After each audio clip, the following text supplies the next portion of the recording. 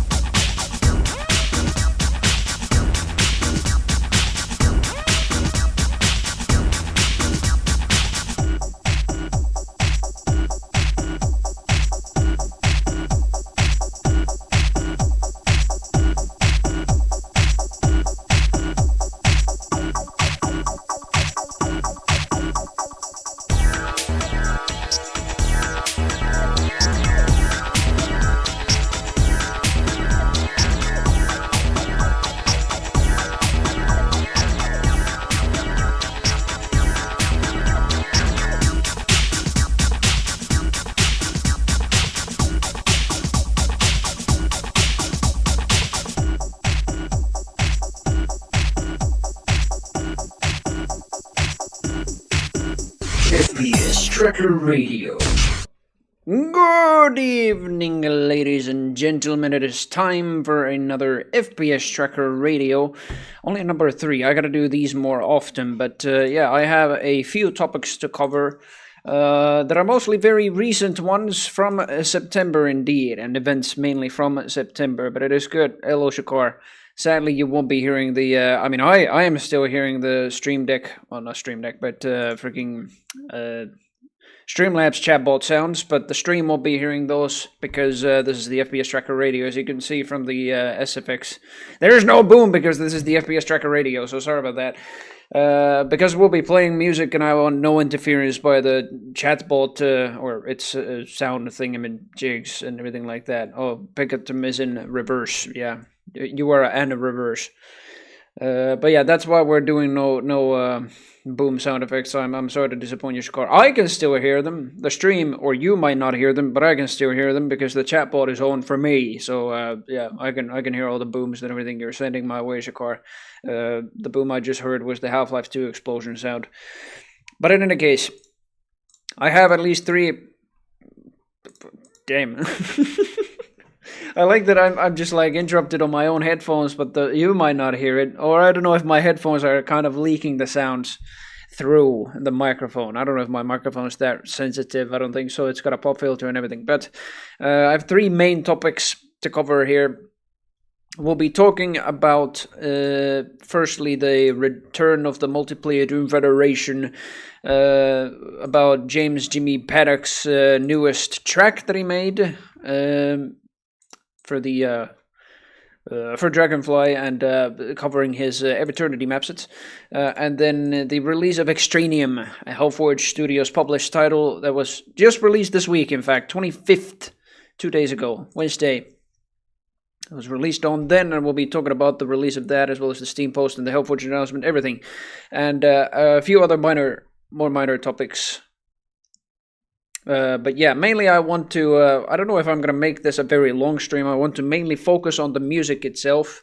And I also noticed watching the previous VODs of the FPS Tracker radios that every time I played the jingle, then I played the track, XMplay seems to have something like, I don't know, it's loading the next track, but it's at the same time kind of interrupting the jingle, so you can hear like a pop or kind of a zap in between, I don't know. So I'm trying to play the jingles during the intros of the song instead of just before them, because, well, if I do that, I mean, you can probably hear it yourself. I can't hear it, but the stream will have this effect. I tested it myself. I recorded a recording of it, and I played the jingle first, and then it sort of like pops. You can probably hear it in this one. FPS Tracker Radio.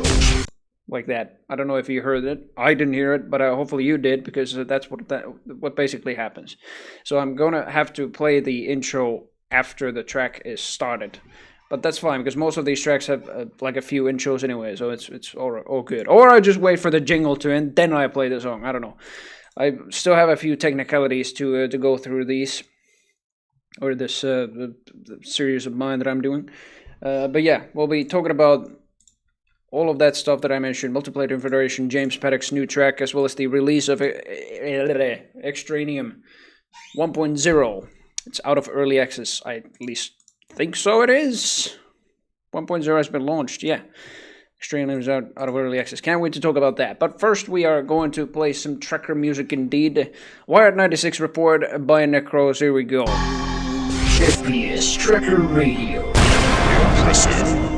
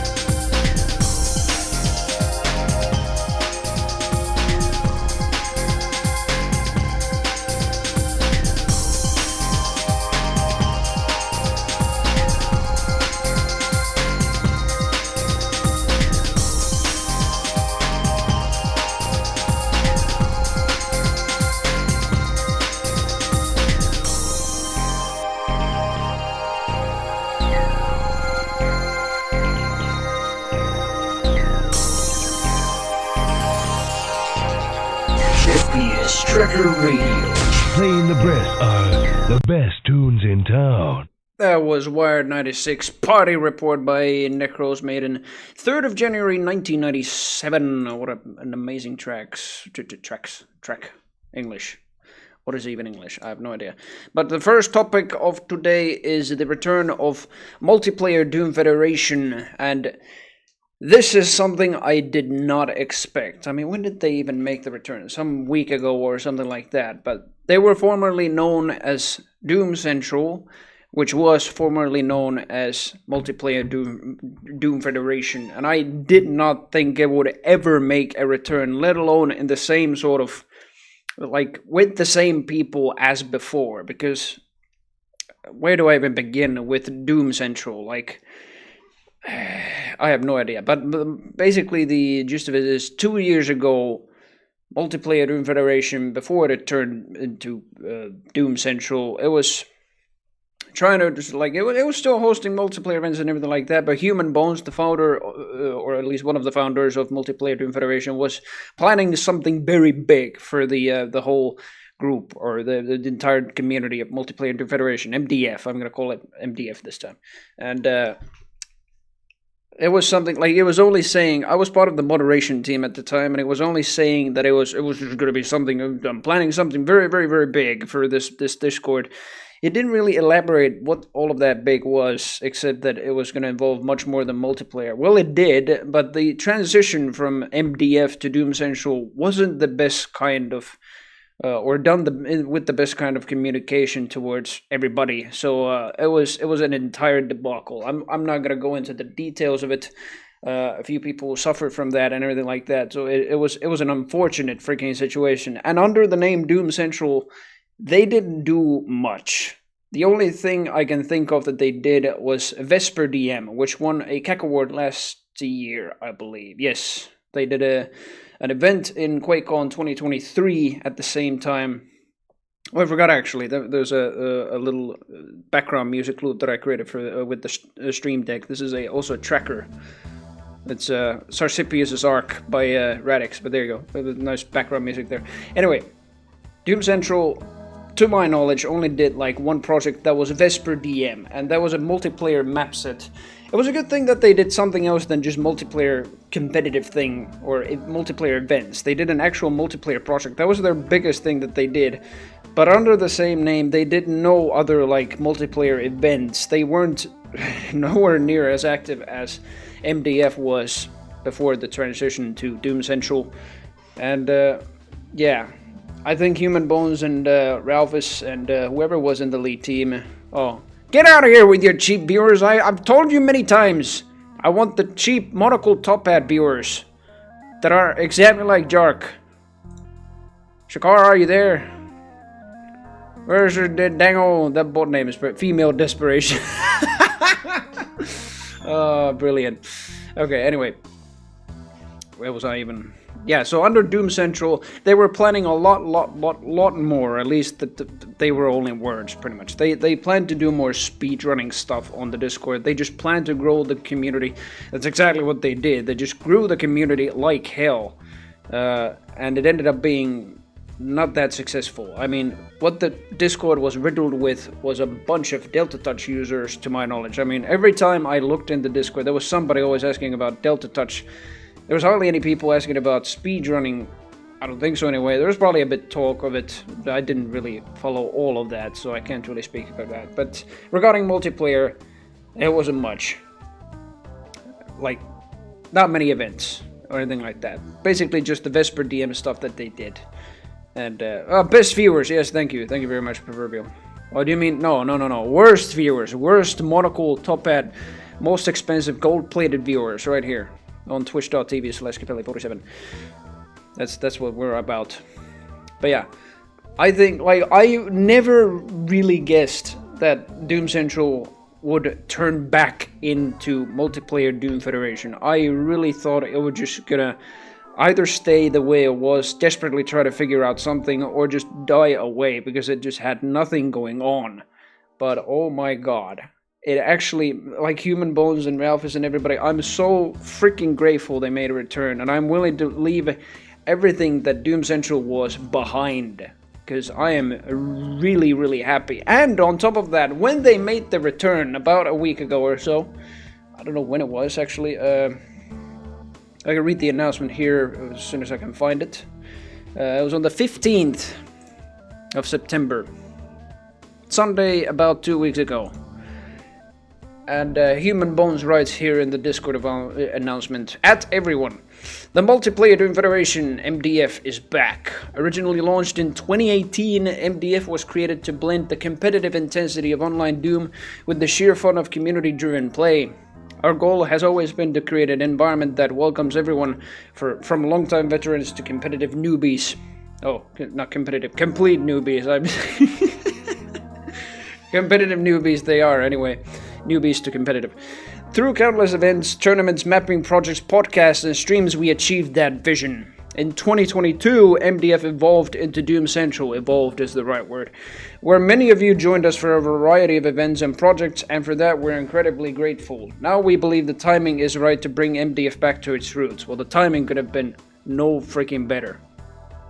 And it's nice that they believe the timing was right. Anyway, you may remember our wide range of tournaments covering every game mode imaginable. FFA, Duel, CTF, 3-way CTF, Dominatrix, or custom-made domination by Boo342, TDM, Team Last Man Standing, and more. Many of you also discovered us through our annual prize pool event, Take the Crown. And to my surprise, I've even heard from people who still listen to our Doom is Dead podcast. So I still have to listen to all of those, pretty much. I listened to the first one. I really like that podcast. I really hope it actually makes a return, because that's pretty much the only podcast that covers multiplayer Doom, I think. At least the people in it. Oh yeah, and anyways.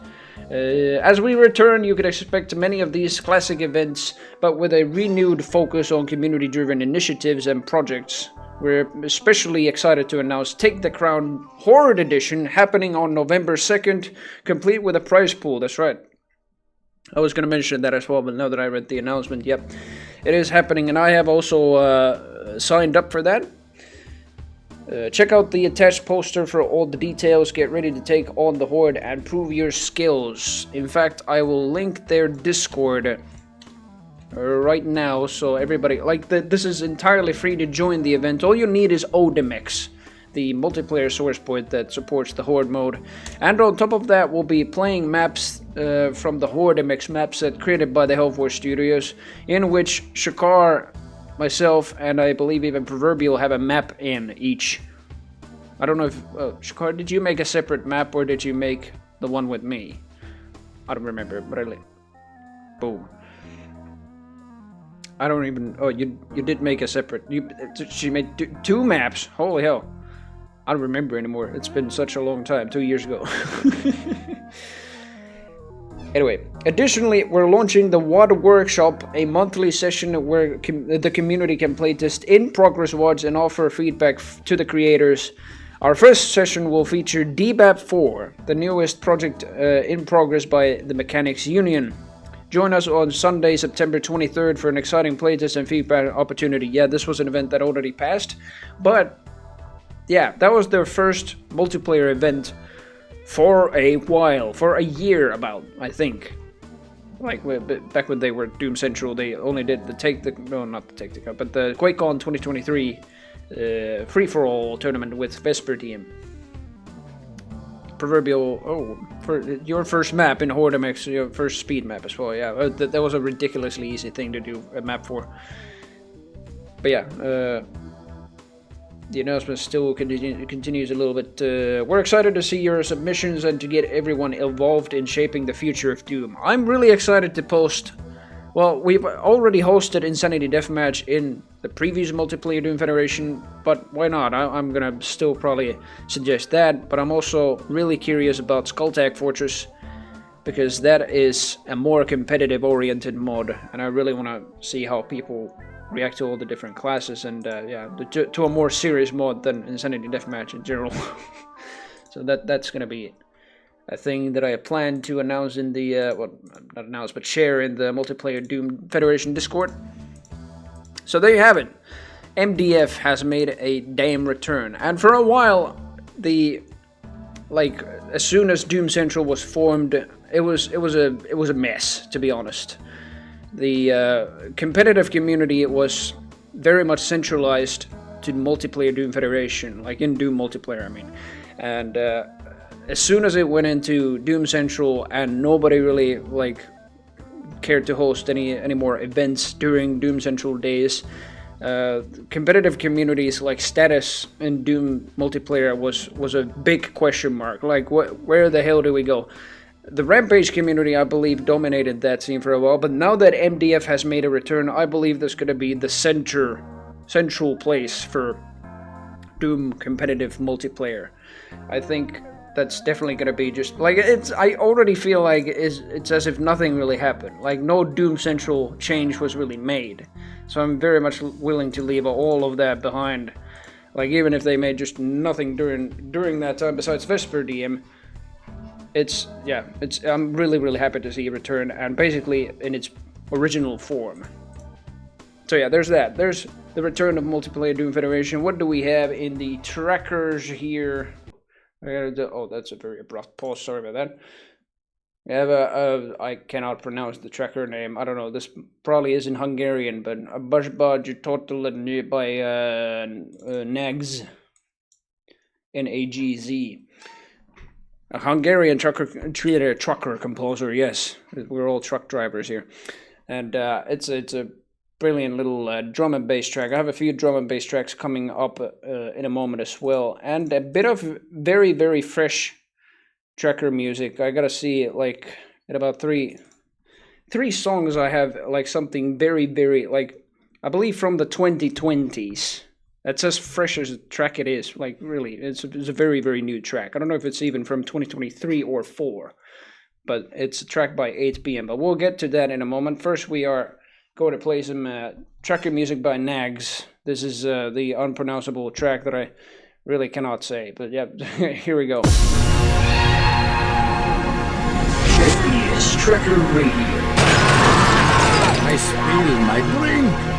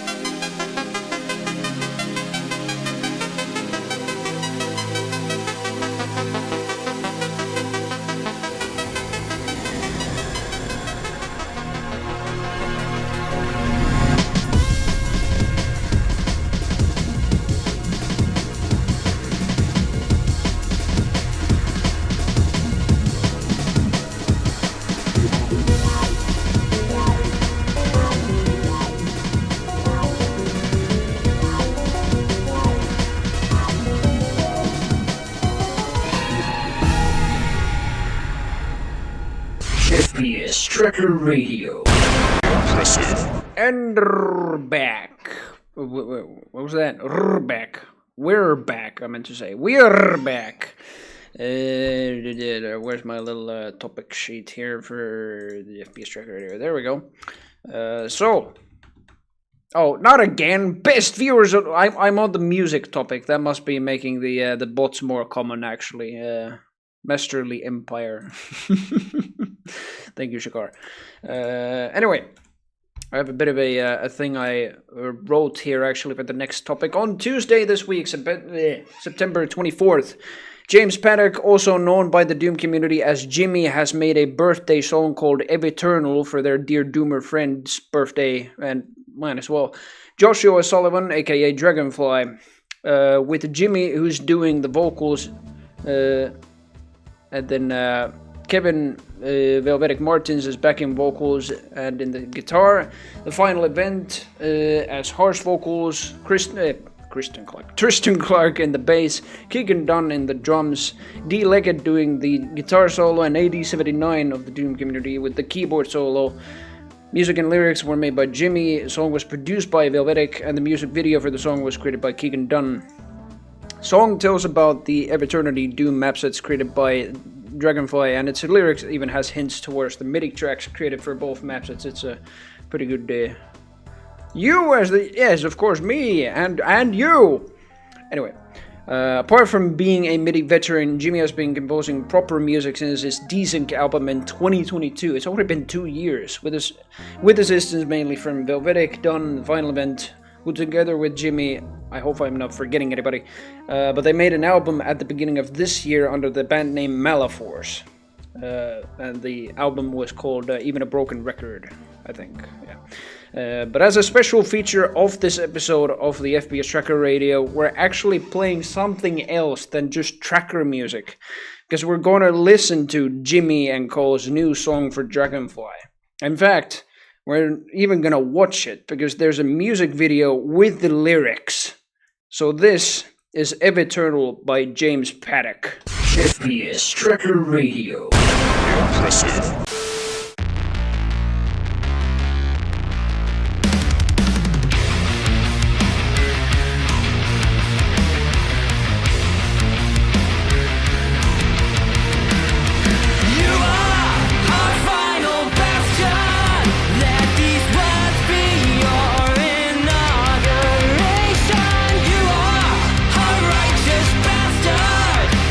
Protector from annihilation.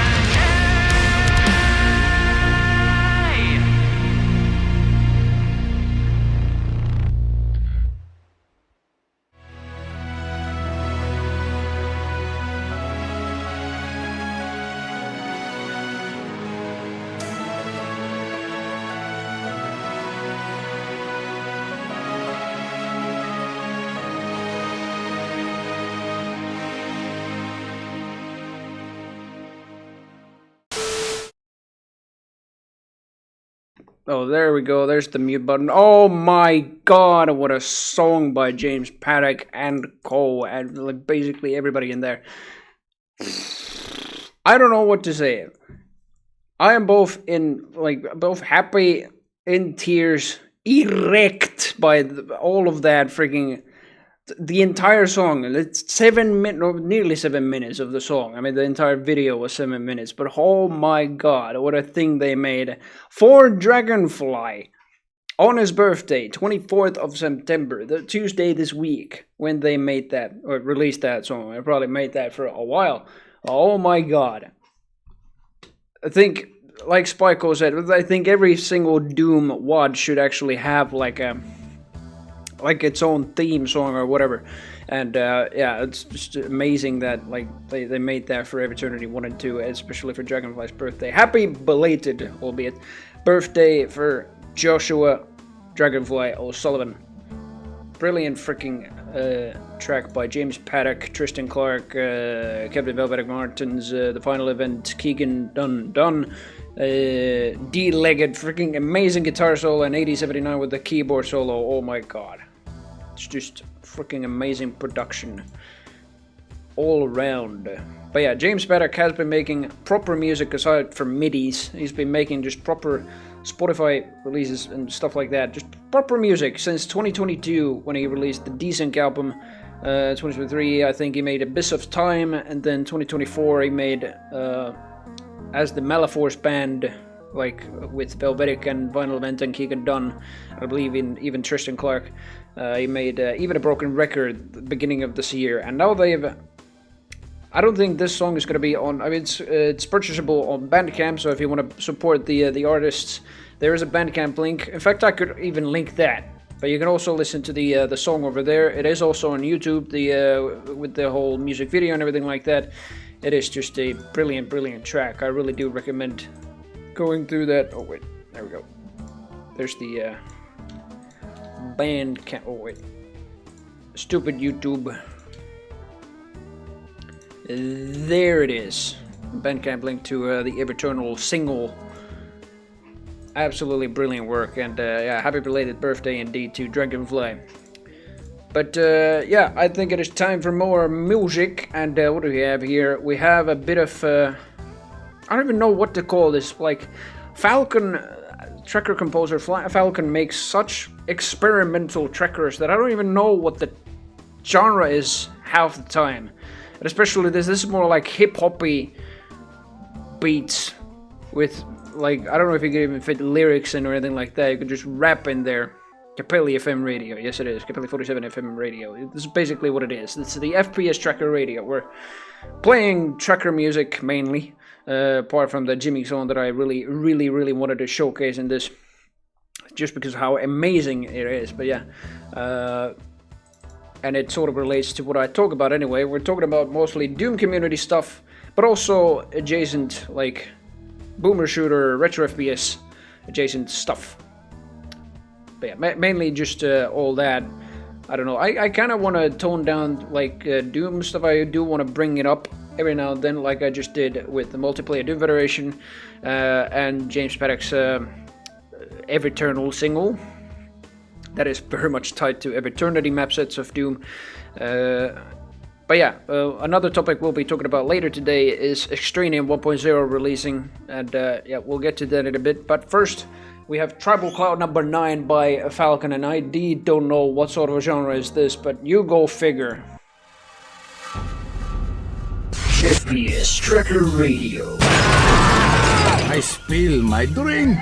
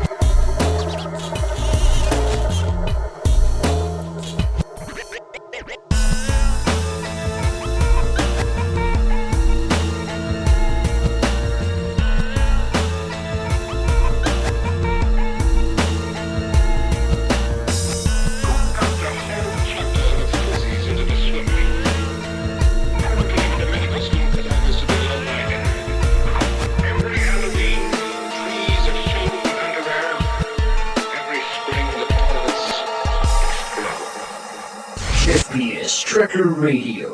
Playing the best tunes in town. Indeed, Duke, we are. Let's see. Where did I closed the damn thing. We're very professional here in the FPS Tracker Radio. There it is. I closed my my sheet of topics I meant to talk about right now. Here we go.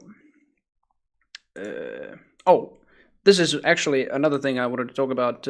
So before we get to the release of Extranium, I sort of wanted to talk about more of the potential. This is still very, very, how shall I put it? Speculative. That's exactly what it is. If there's a potential Quake 3 remaster by Night Dive. I talked about this in the previous FPS Tracker Radio some months ago. It's already been like 2 months. When did I do the last one? But in any case, there's one more thing I didn't consider what could be absolutely worth it for a Quake 3 remaster by Night Dive. They've already done Quake 1 in 2021. They did Quake 2 last year. And that right there, Quake 2's I think it's officially known as Quake 2 Enhanced, even though it's still called Quake 2 and on Steam and everywhere else. But that remaster right there, brilliant freaking thing that they did with the cut content brought back into the game, or I don't know if something was cut. I think all of that was like cuts. That was like the Berserker, basically.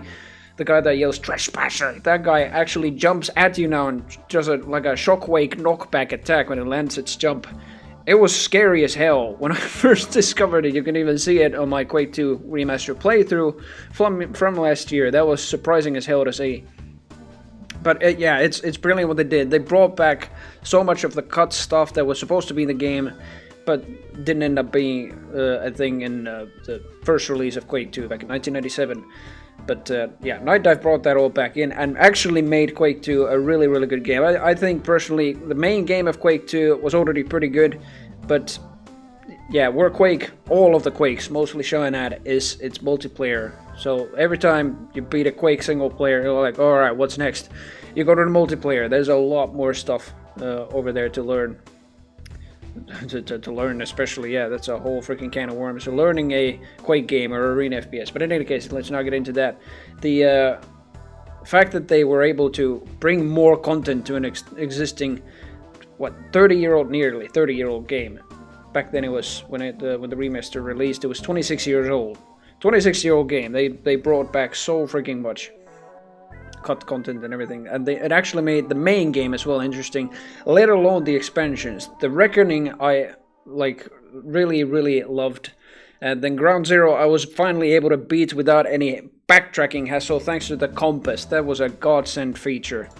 It still is a godsend feature to have. So for a Quake 3 remaster, the things that I talked about previously was the multiplayer of the Kex engine may not be the best thing. We've already seen that with all of the Night Dive releases that are under the Kex engine. I think all of them are.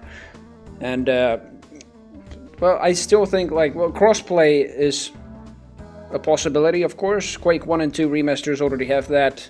And another thing is merging the expansion, the Quake 3 Team Arena, over to the main game, like they've already done with Quake 1 and 2. And another thing they could do, this was also suggested by Maxter in Twitter, I saw it, and it's funny because I already thought about this before him, about a Quake 3 remaster, but I thought about that before him, but what he thought specifically was the HD cutscenes.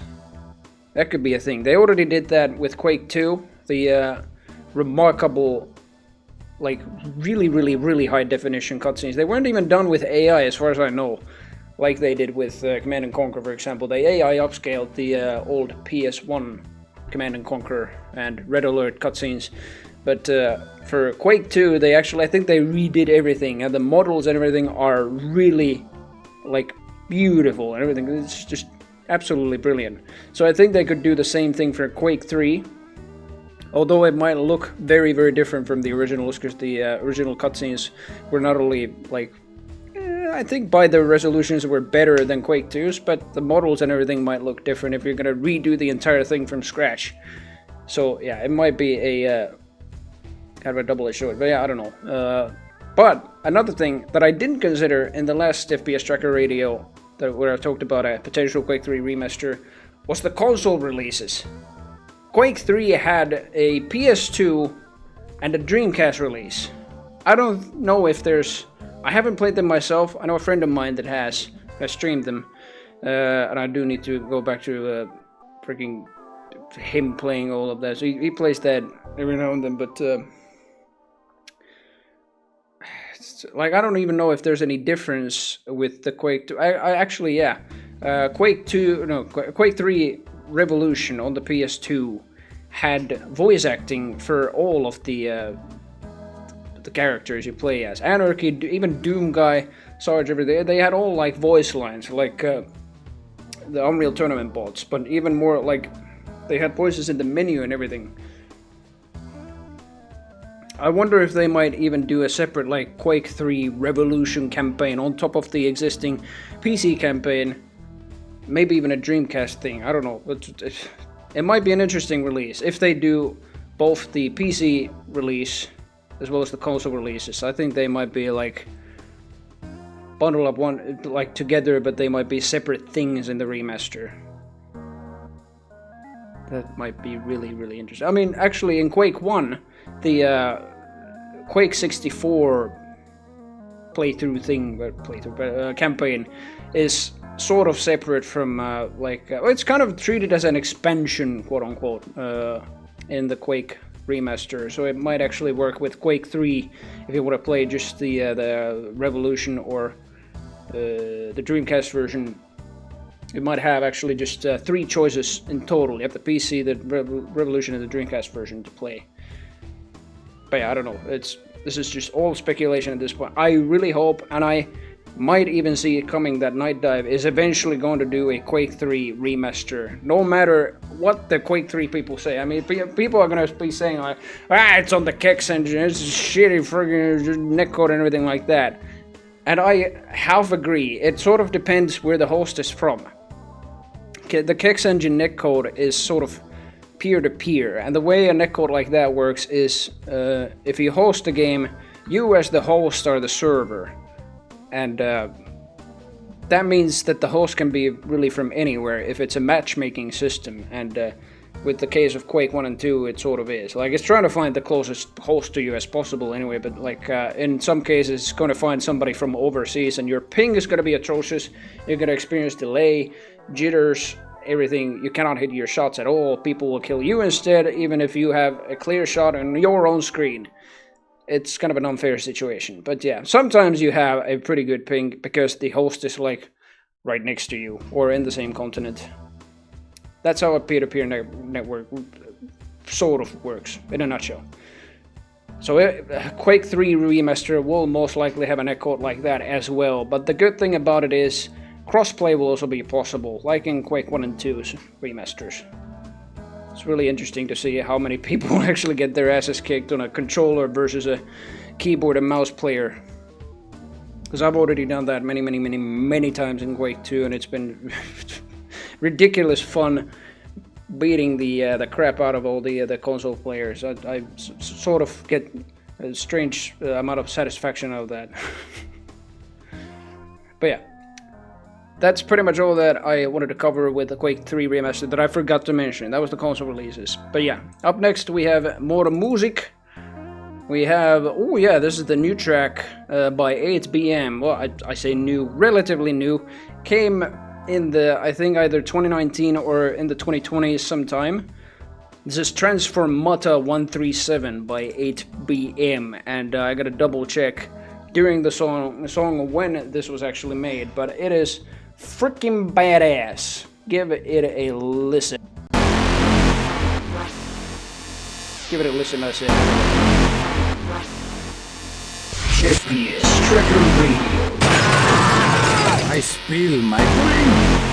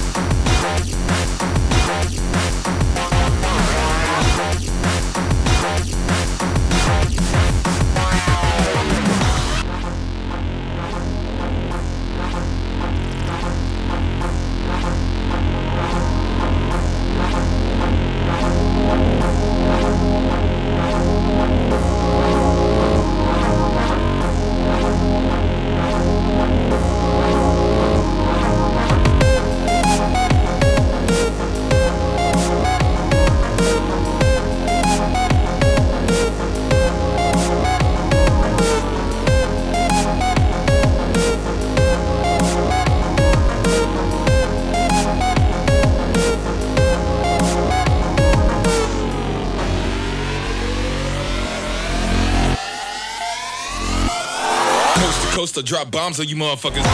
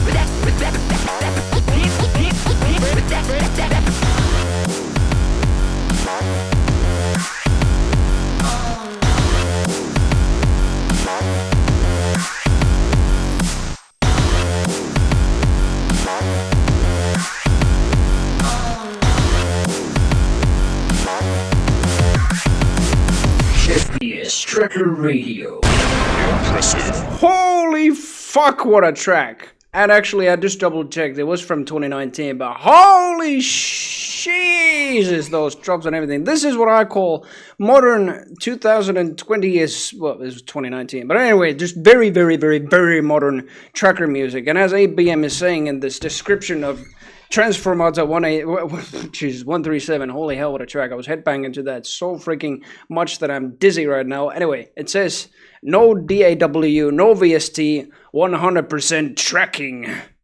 All glitch, detuned, and distorted samples are intentional. You're listening to the track before the conversion to a mod file format. Okay, well, in any case, holy freaking hell, this is brilliant.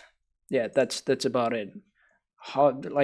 And I have also a lot more tracks by 8BM here. I really, really wish I had more stuff from very late 2000s, 2010s. Well, I certainly have a lot from very late 2000s, but like very late 2010s, early 2020s.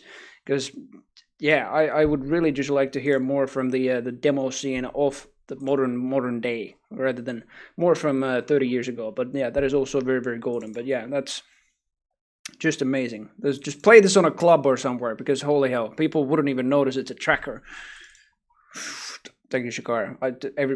I keep telling you, you cannot, or you shouldn't at least hear the booms or anything like that. I can hear them anyway because I have the Streamlabs chatbot open. But yeah, let's see. I'm just browsing through the dang old trackers over here. We do have a bit of drum and bass, actually more. Wait, Intentions, I think, is a drum and bass track. It's for me. Okay, thank you, Shakar. My own personal boom. I appreciate it. But yeah, we'll get to Extraneum after the next song by G9, Model 741, for Generations and Peoples and whatever that sample was called. But you'll be hearing that in a moment. G9 is a Finnish tracker composer. I think he made most of these tracks from around 30 years ago, right at the turn of the millennium. And yeah, he really loves his drum and bass, like the sort of, I don't know, this next track is certainly more ambient sort of stuff, but it is just freaking beautiful. Just keep jamming to the drum and the bass. FPS Tracker Radio. Playing the best tunes in town.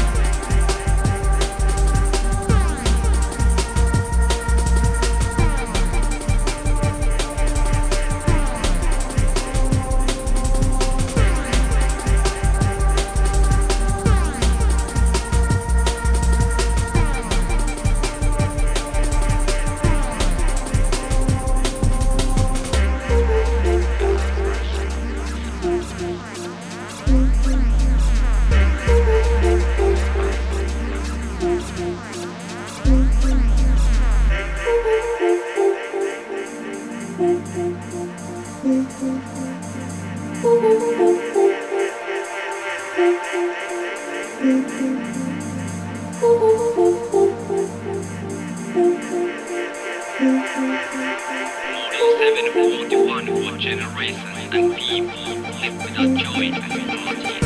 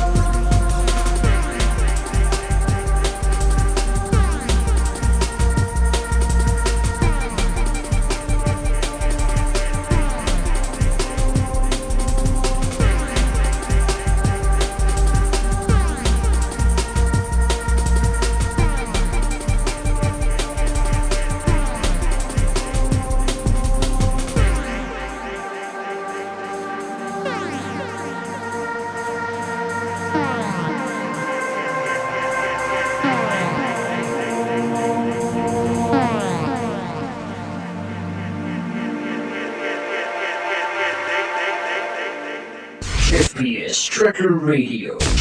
And we're back. That was Model 741 by Finnish tracker composer G9.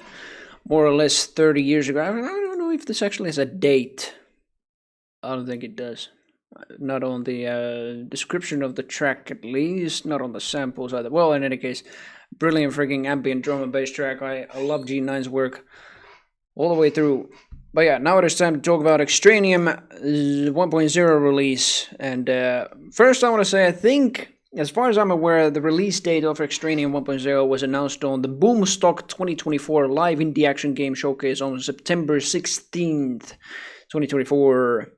About a week, I think it was a week ago, yeah, over a week ago, last week's Monday. And yeah, sadly, like I was supposed to tune into the stream itself, but like I think was it the YouTube or the Twitch side? The Twitch stream had problems, technical issues, and then actually I had to go anyway, so I couldn't even watch that. I should actually watch the VOD of it or the recording, because just to see all the different FPS. I really do need to grow my wish list all the way through. I forgot about the loop music. There it is. But yeah. Extranium 1.0, I've already owned Extranium since early access, some over a year ago. Or has it been even longer? I have no idea. When did it actually come out? I mean, but the release date is now saying 25th of September, this Wednesday basically, but early access was some over a year ago. I remember, I think, buying it from last week's Realms Deep. Maybe. Per B, mayhaps. Well, in any case, we're gonna check out the latest post on the 1.0 release of Extranium. Actually, I think, yeah, we could read the last week. Did I say last week's? Last year's? Last week's Realms Deep. Yeah, there's a Realms Deep every week now. Yeah, absolutely. That's definitely a possibility, let alone a yearly thing from now on. But yeah, let's not get into that. But Extranium 1.0 has been launched, says the Steam post. I'm happy to announce, this is the developer David Jalbert saying, I'm happy to announce today the long-awaited full release of Extranium, 24 maps of gory pixelated goodness, now finally available for your enjoyment. The game will remain at its early access price for 2 weeks, after which the price will be raised to $14.99 US, so grab it while it's hot. Thank you so much for your support, past and present. It's been a long, wild ride for me, and quite an emotional roller coaster, but I'm very proud of what I accomplished, and I wouldn't trade the experience I gained these past years for anything in the world. As always, stay awesome, and thank you for everything. Smiley face. David. Brilliant frigging announcement by him, and I think indeed David did talk a bit about it in the Hellforge Discord, how he was like really touched that the game was showcased on Boomstock 2024 and that the game was actually at a released state. But I can understand that, like, holy hell, I would be in tears as well, that it's, oh my god, it's finally done. Like, if I had my own game released as well, like at 1.0. I in fact felt that with Insanity Deathmatch. When I released that 3 years ago, like pretty much 3 years ago, holy hell, it's been that long already, as a 1.0 release. I was like, holy hell. And especially when it was featured in so many multiplayer places in St. Jonum, I really just, I went in tears. I actually made something successful, let alone for my first ever project. I don't know if this was David's first little game thing that he failed with, but it was certainly his first game that he released, and yeah, you should be very proud of that. But yeah, the Hellforge also announced it separately. Dang, I'll find it here. Shannon Cannon, also known as Major Arlene, announced in the Hellforge Discord, Extranium version 1.0 is out now. It'll remain at its early access price for 2 weeks before the price reflects the new content. Yeah. So be sure to get your hands on it now if you haven't yet. We are so beyond proud of David Jalbert for reaching this point, and also Liberation for his work. Liberation worked on this too. I didn't know that. Damn. That's very good. But yeah, Extranium is a game you can buy on Steam. I really do recommend you do. On the store page it says right now, and for the next 2 weeks, it'll be, this is in euros, but 11 euros 79 cents. Likely it is going to be higher than that after, well, 2 weeks pretty much. So, Wednesday, 2 weeks from now, I think. Yes. So, 12 days. You have 12 days to buy it at a discounted price. And buy it! Now! It is a very good game. Very good game. Yes, indeed. It's a very good game. Go play it and buy it. No, buy it and play it. That's the way it goes. Although, it's usually the case that indie people, or indie FPS people, especially in New Blood, although this isn't the New Blood project, but especially them, they hate money. So yeah, play it and buy it then. There is a demo out of Extranium as well. If you do want to play it first, then consider buying the full game. The demo can be also downloaded from the page of the game itself. I don't think it has a separate page like Steam nowadays does. That's a very good feature that Steam did, by the way. And I also talked about that in my last FPS Tracker Radio. So we're not getting really into that, but yeah.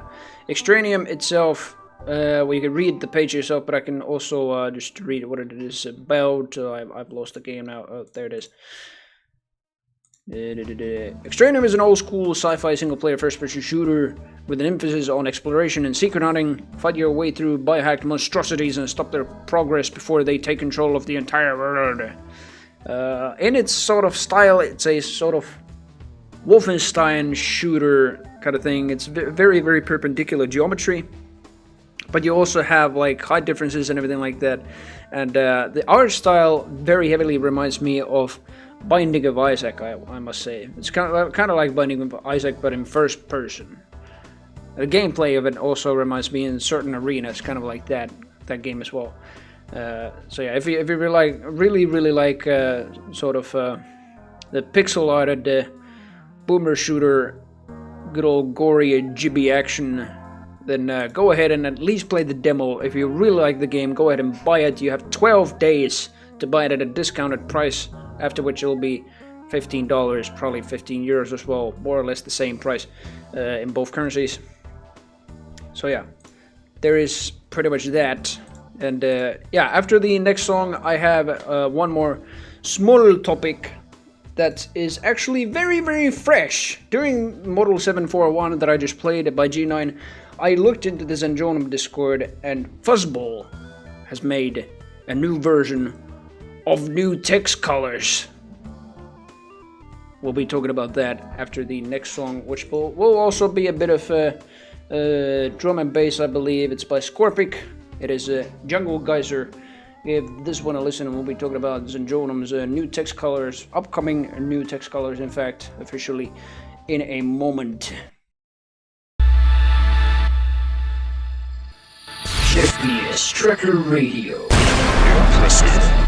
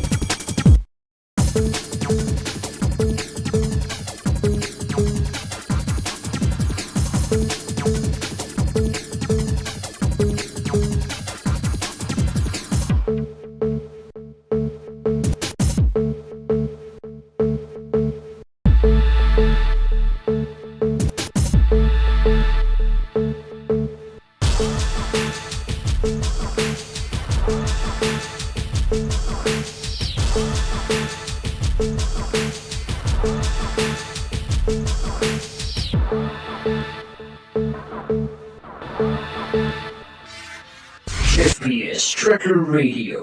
Playing the best tunes in town. Thank you very much for the follow, fuzzball. Holy hell, we were just about to talk about your latest thingamajig, and we will in a moment, in fact, because I forgot about one more thing about kind of about Extraneum, but also about our Hellforge Studios. Because while everyone was waiting for Extraneum to release, Hellforge Studios made a few Relentless bundles on Steam. Relentless Hedon featuring Relentless Frontier and Hedon for, according to my prices, $28, 28 euros 15 cents. Relentless Absentia featuring Relentless Frontier and Project Absentia for 24 euros 55 cents. And Relentless Extraneum featuring Relentless Frontier and Extraneum for 23 euros and 92 cents. This is probably also because the recent VAT increase in Finland may have also increased the price on my end, but may have not increased the price on every other EU country. But I don't know. It could be the same on EU or Europe in general. So I should say EU, because only EU countries use euro. But in any case, it could be more or less in dollars. I don't know. But yeah, those are what the bundles are costing for me. You can also buy those bundles. I had the link somewhere here. Maybe actually, I meant to copy them from the Hellforge Studios Discord announcement. But you can have all of those. I wonder how this actually goes. I'm gonna post them separately. Actually, there's Relentless Hedon. There is Relentless Absentia, and then there is. Whoops. How do I do this? There we go. Relentless Extraneum. Fuck, I'm terrible. There we go. Relentless Extraneum. Yeah, those are all the Relentless bundles you can buy. If you already own Relentless Frontier, then I think that you can actually buy the other game at a discounted price, and yeah, you actually save a bit of money than what you normally use for buying the game actually. But yeah, really good bundles. I think these are the first bundles that Hellforge Studios has actually made. Oh, thank you, Shakar. I already posted it. I think. Yeah, I did. Oh, I didn't do the HTTP. What the hell happened to the H? Oh well. Thank you, Shakar. But yeah, that's all I wanted to mention, and thankfully I missed the H. Yes, I did. Thankfully that didn't actually take too long to explain, because now we're moving on to the next very short topic, but very fresh out of the oven topic as well, because Fuzzball in my chat right now has released a new version of the new text colors today, after 7 years of making the first version that was integrated into Zenjonom 3.1. And I don't even know where this began, like you returning to the new text colors, because when I met you some months ago, about half a year ago, more or less, I still have my previous apartment, yes, I think it was about half a year ago, during spring this year, I want to say. I talked to you about like how how your first version of the new text colors were actually integrated into Zenjonom, and I don't know if you found out about that previously or if you found out about that when I told you, and then that got you a small motivation boost to do more at some point. But very recently you made so many colors, up to I think 100 more, that yeah, now that you have, it's yeah, it's good for release. You've actually made a PK3 called New Colors, and immediately Aiko, the owner of Euroburrows, the European community-driven open host, has immediately added that as an auto-loaded WAD now. And yeah, Fuzzball himself says, themselves say that you told me in a matter of weeks I pumped out another 80 clusters. Oh my god. How do you do it? how the hell do, especially with so many already done, like how do you make a color that you already haven't done? Like, holy hell, I have no idea. But yeah, I'm really excited for the to use the new text colors. I mean, we in Euroburrows, TSPG, everywhere in the Zanjonum community have just relied on so many of those brilliant colors you made for the first version. They are so freaking good. Not to mention the Mega Man 8-bit Deathmatch community that I think uses them constantly for everything. It's really good. Like, you have no idea how famous that what is. And people don't even sadly, some people don't even know that you made them. But oh my god, I'm really happy to be friends with the person who actually made them. It's hard to put, but now you have more. Yeah, now we have indeed more. It is really good. Thank you very much for your efforts. Holy hell, how the hell do you do that? But yeah, sooner or later. I mean, I have also talked to Kaminsky. I think Fuzzball, you have talked to him more recently as well. Perhaps I think you also pinged him in the Zanjonum Discord about integrating it to the next Zanjonum build potentially. Perhaps he posted just now about adding. Oh my god, good lord, you're gonna be credited. Well, I mean, you were already credited for the first one in Zanjonum 3.1, but I think people dismissed that super hard because they were they were already using your new text colors PK3 separately, and yeah, people hardly even realized that it was integrated into Zanjonum in Zanjonum 3.1, so people continued to use it. TSPG continued to use it even after that. So freaking long. Even Jimmy has one. What? Jimmy has one color. Or what do you mean? One dedicated text color. Eternity. Oh yeah, I saw that. Yeah, I love that. That's brilliant, yeah. But yeah, indeed, you can see the, I could also link the post you linked in the Zanjonum Discord. You can see the different, if you're a Zanjonum player and familiar with the new text colors already that are in Zanjonum, there will be even more added. There's the Zanjonum forum post that Fuzzball themselves linked in the Zanjonum Discord. There's a freaking update on the 27th of September 2024. Just, I have no idea, about half an hour ago. After 7 years. Or is it even 8 years? When did you make this first? February 2nd, 2016. 8 years! You forget anymore. It reads on the post itself. But yeah. Freaking brilliant, like, work. Absolutely brilliant. That's really all I have to say about that. I mean, people are definitely going to be using all of those colors. Like, yeah, they're just going to discover anything. Any of the specific colors. I like this. I like the Eternity one. But freaking people are going to make like an Eternity. I was going to say a mod, but what would they make for an Eternity mod? I have no idea. Just the monsters. And then use the Eternity color for that. I bet.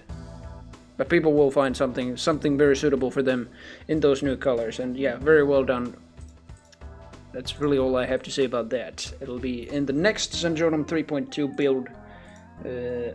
Kaminsky has made a new Zanjonum merge request about it.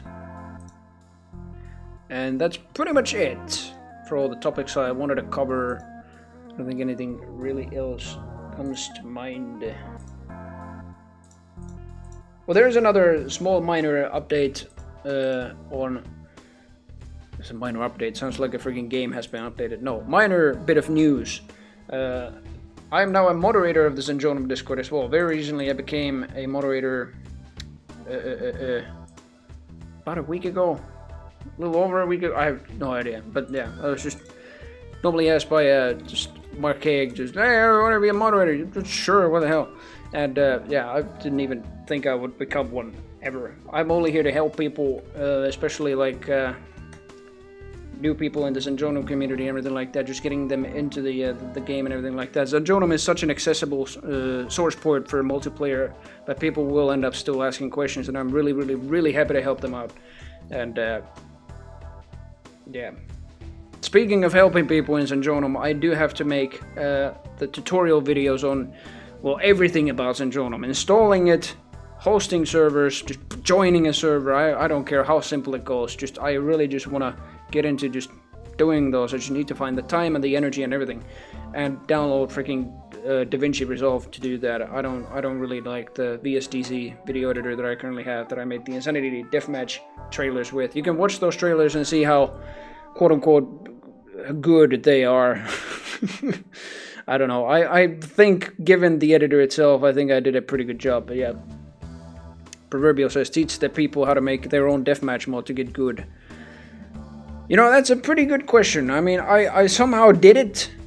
I don't know how I did it, but I guess I could make one anyway. It's like, it's kind of like a joke video. It's like, step 1, fiddle around with more weapons. That's basically how Insanity Deathmatch started. Like, I just fiddled around with the Doom weapons, modified them to oblivion. Like, this sounds like a very, very nerdy thing how I started it.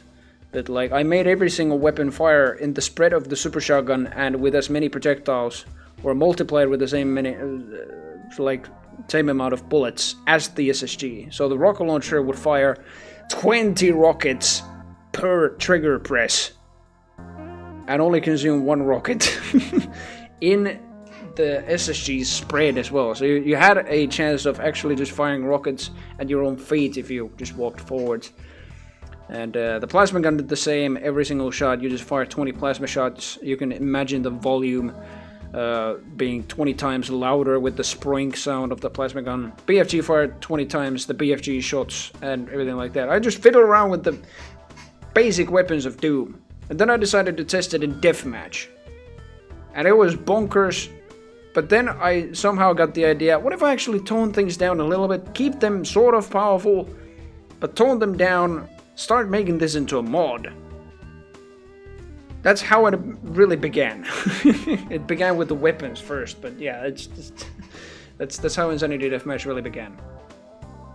Download Sprite to do some code 3, some bullshit. 4, still not good at Deathmatch. Yeah, you're absolutely right. That's how Insanity Deathmatch came to be. I didn't even download sprites at first. I just did all of that with Doom assets at first, and then I downloaded like a Realm 667 weapon. Well, I didn't download the weapon, but I got the sprite of the weapon and then just put it into my own code, made that into the new starting weapon and so on. I don't know. Then all the bullshit happened, and then I'm still not good at Deathmatch. That's how it became to be. But yeah, there's basically that. It's I really have to get into making the tutorial videos for Syndrome specifically. Just I want to start with just installing it, then maybe hosting a server for it. Especially just I have to get more into like the Doomseeker side of hosting servers, because yeah, most people do it with Euroburrows and TSPG, but there are upsides with hosting your own local server as well with Doomseeker.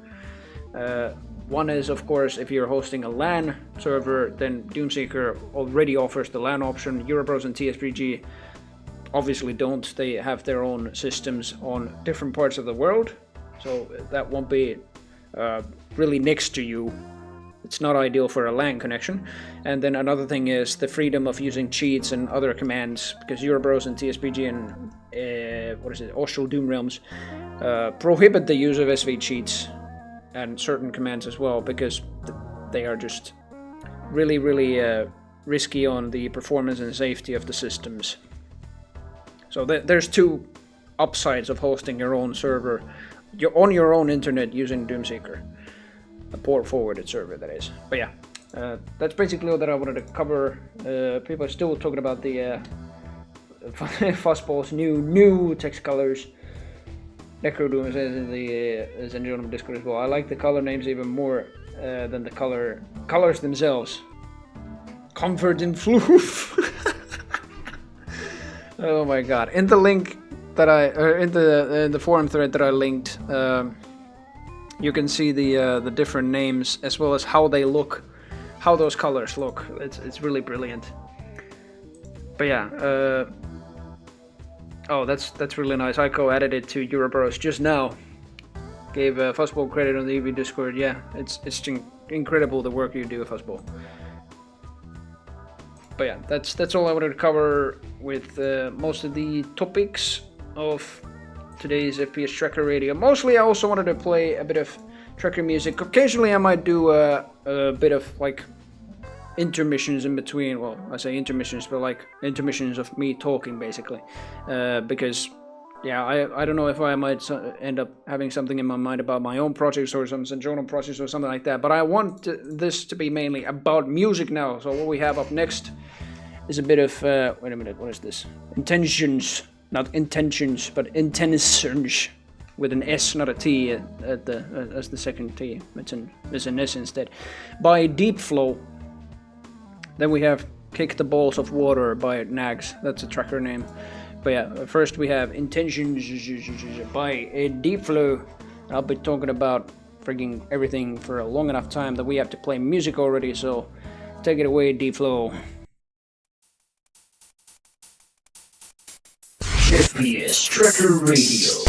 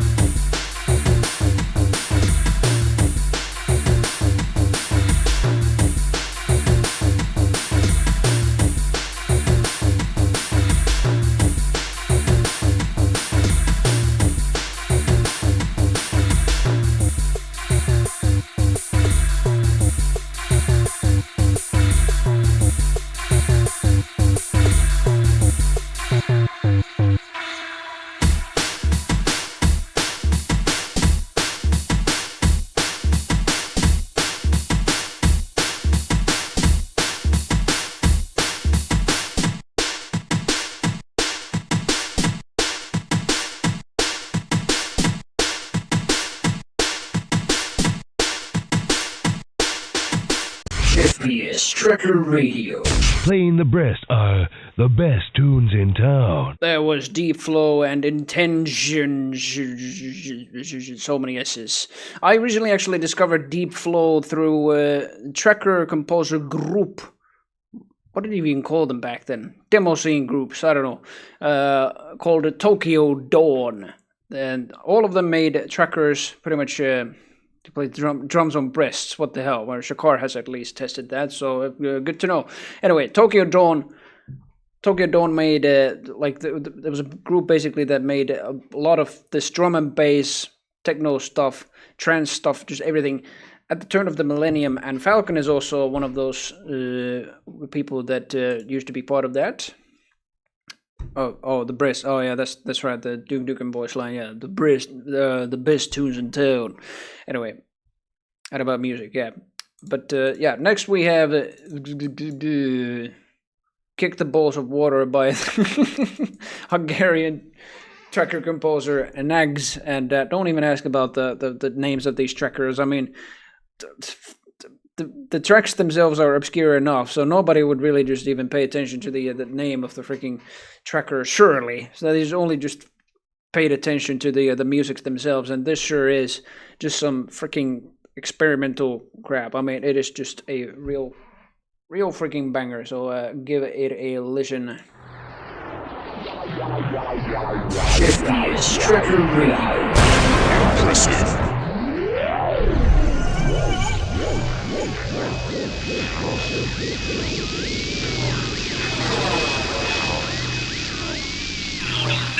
Only one for generations and people live without joy and parties.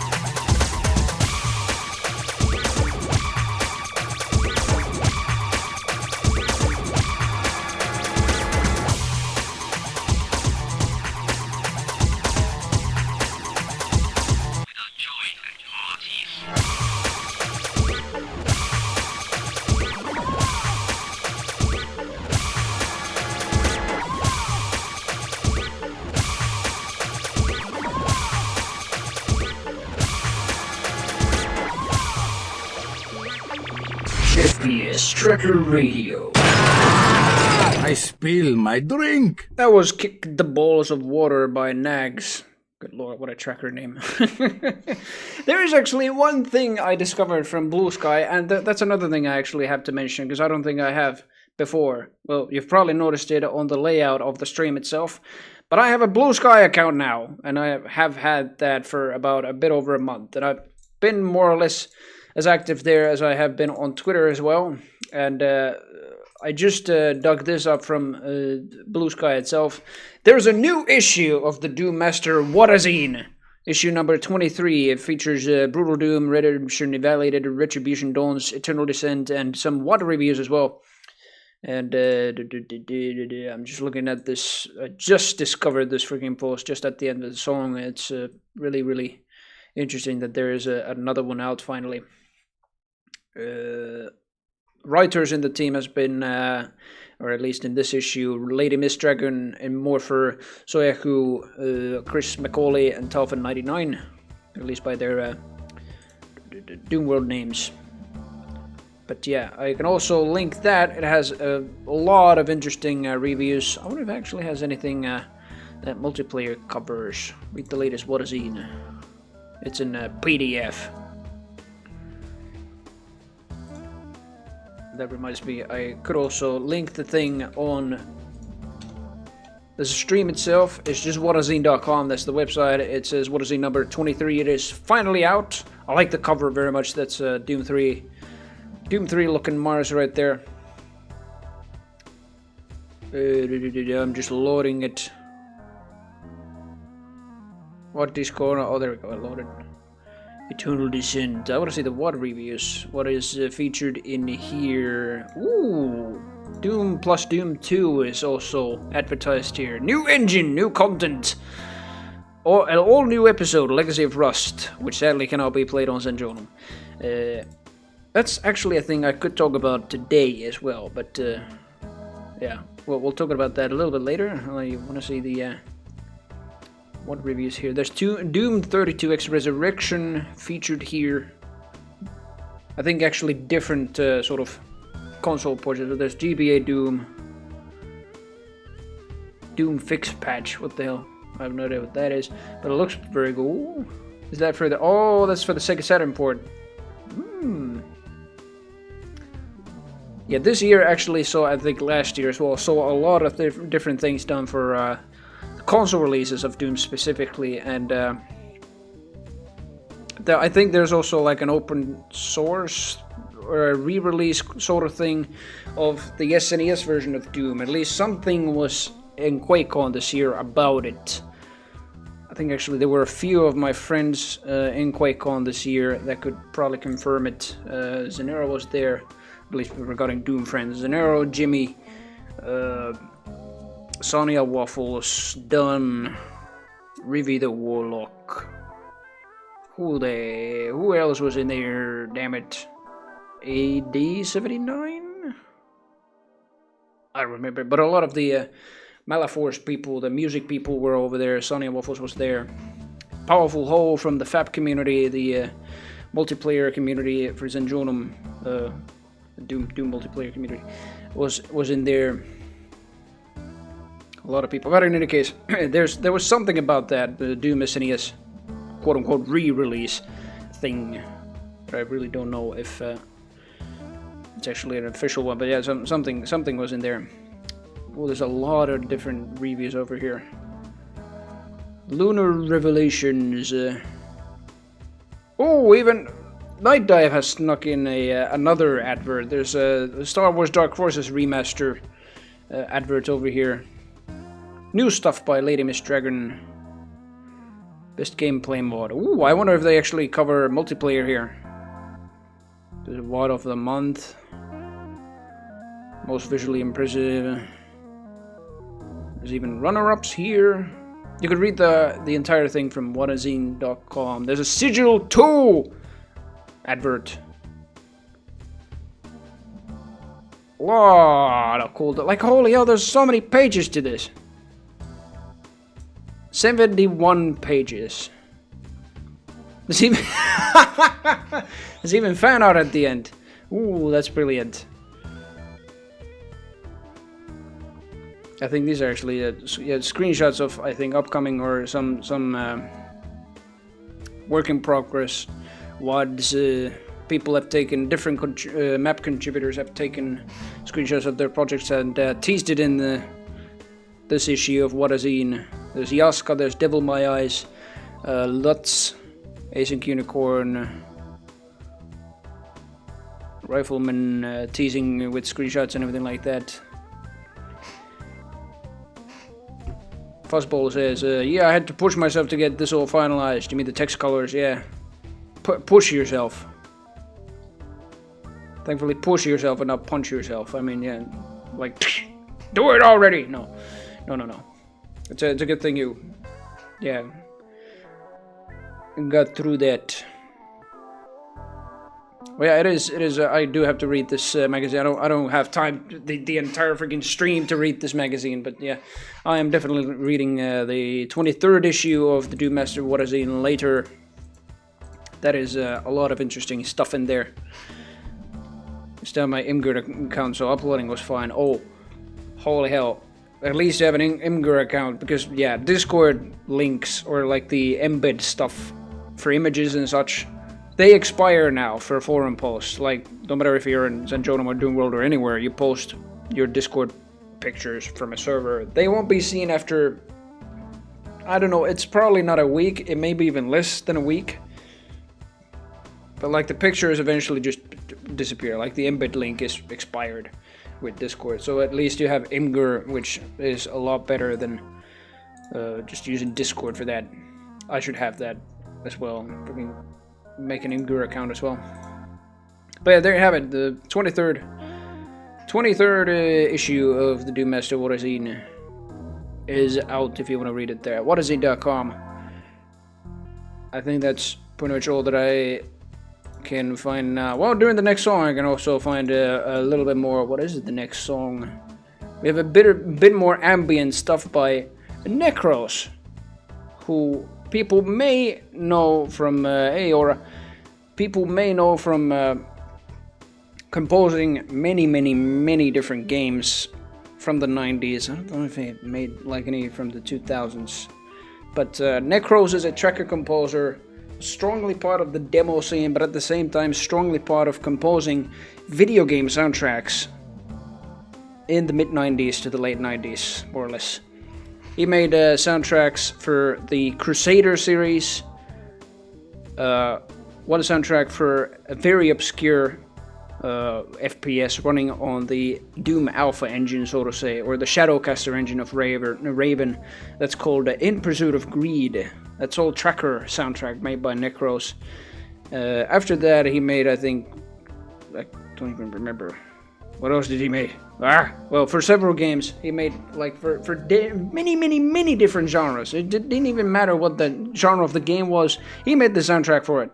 And his latest thing, well, not latest thing, but like in the 90s, the latest thing he made was a few tracks for Unreal Tournament. And you might actually know Mechanism 8 is his track.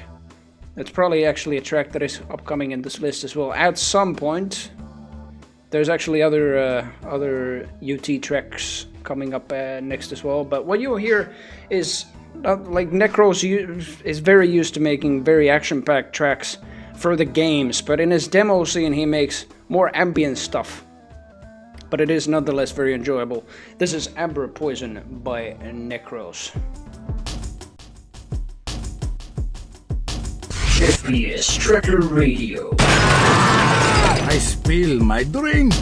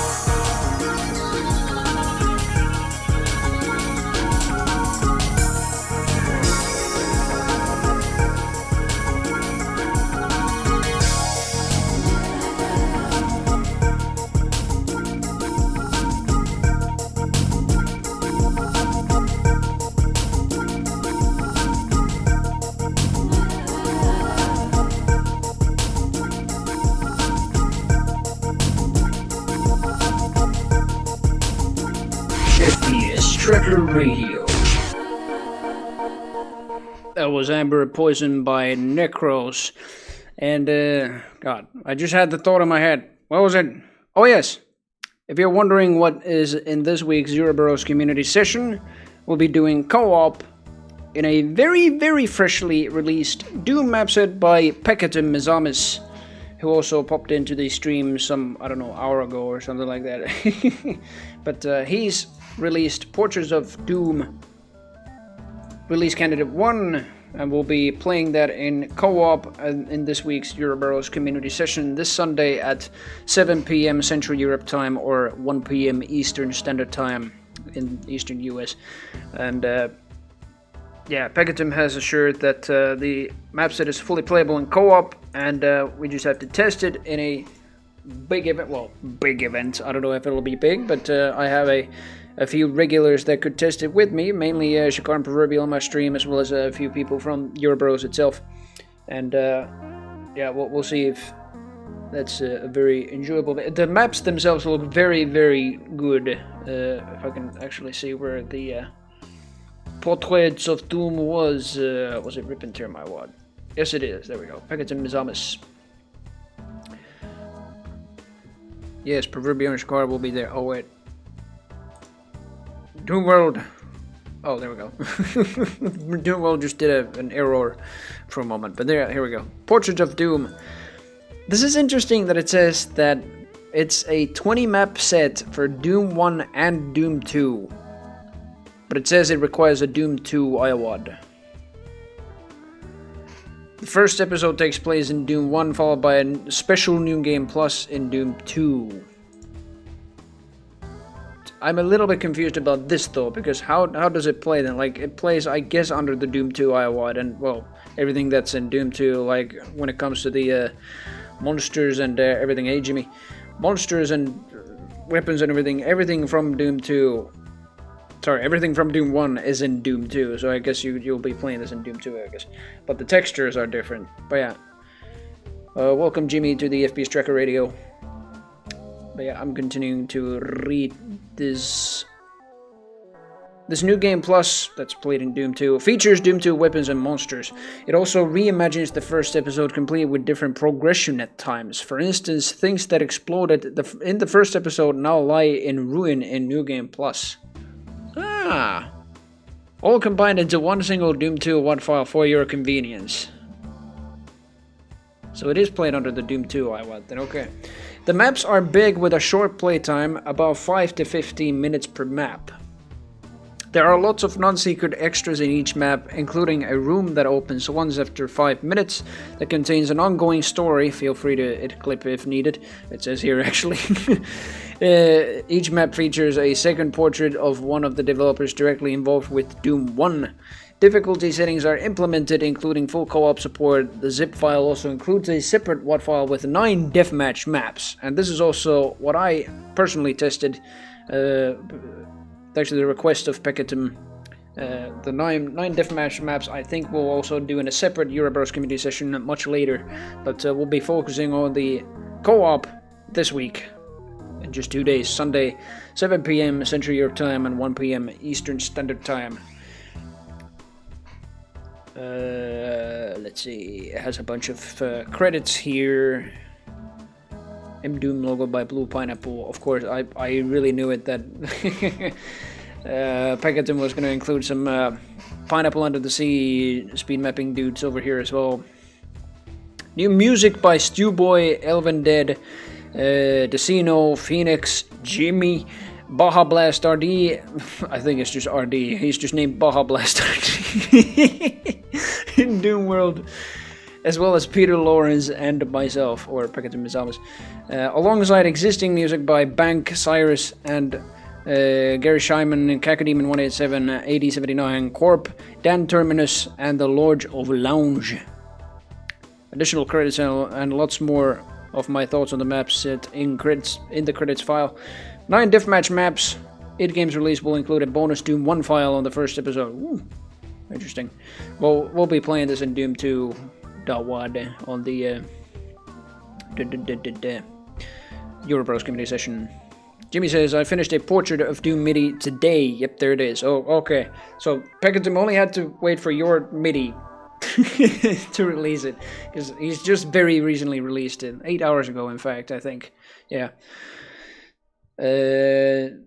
Also, he says, huge thanks to my playtesters, Petian, Master Medi, Decay, Elven Dead, Nopsom, Decino, Deathbear, Bitefire, E. Harper, and me, Capelli47. I tested the deathmatch portion of this, in fact, and I think Pegatum himself said that the deathmatch map 8 and 9 for deathmatch are gonna get a slight rework, because me and Decay gave a bit of feedback on those, but every other map that we played in deathmatch, that were deathmatch maps, were pretty good. I think we could do a separate deathmatch session of that in Euroverse community sessions as well.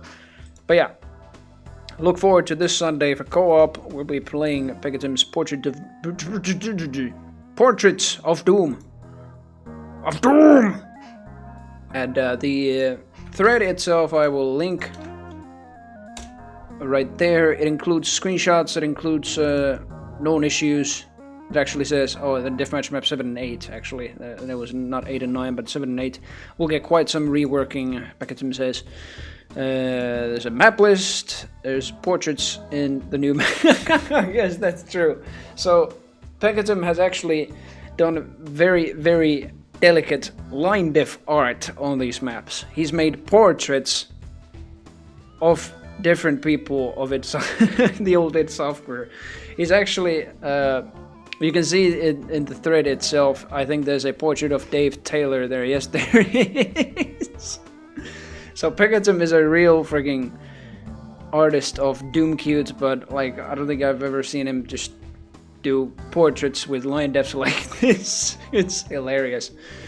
You can see the portrait of Dave Taylor there. There's a lot more portraits in all of the maps, including the deathmatch maps. Like when it was so funny when I tested the deathmatch map specifically. I saw just completely randomly I saw Carmack's face on the auto map.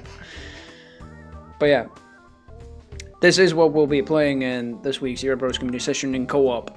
And now for more music, we have a Zazer tracker as well as a Zero Profit feature at the same time, and this is Northern Lights by Zazer and Zero Profit. There's probably also a bit of a long tracker as well, so we'll be playing that. We'll be right back after this song. FPS Tracker Radio. Impressive.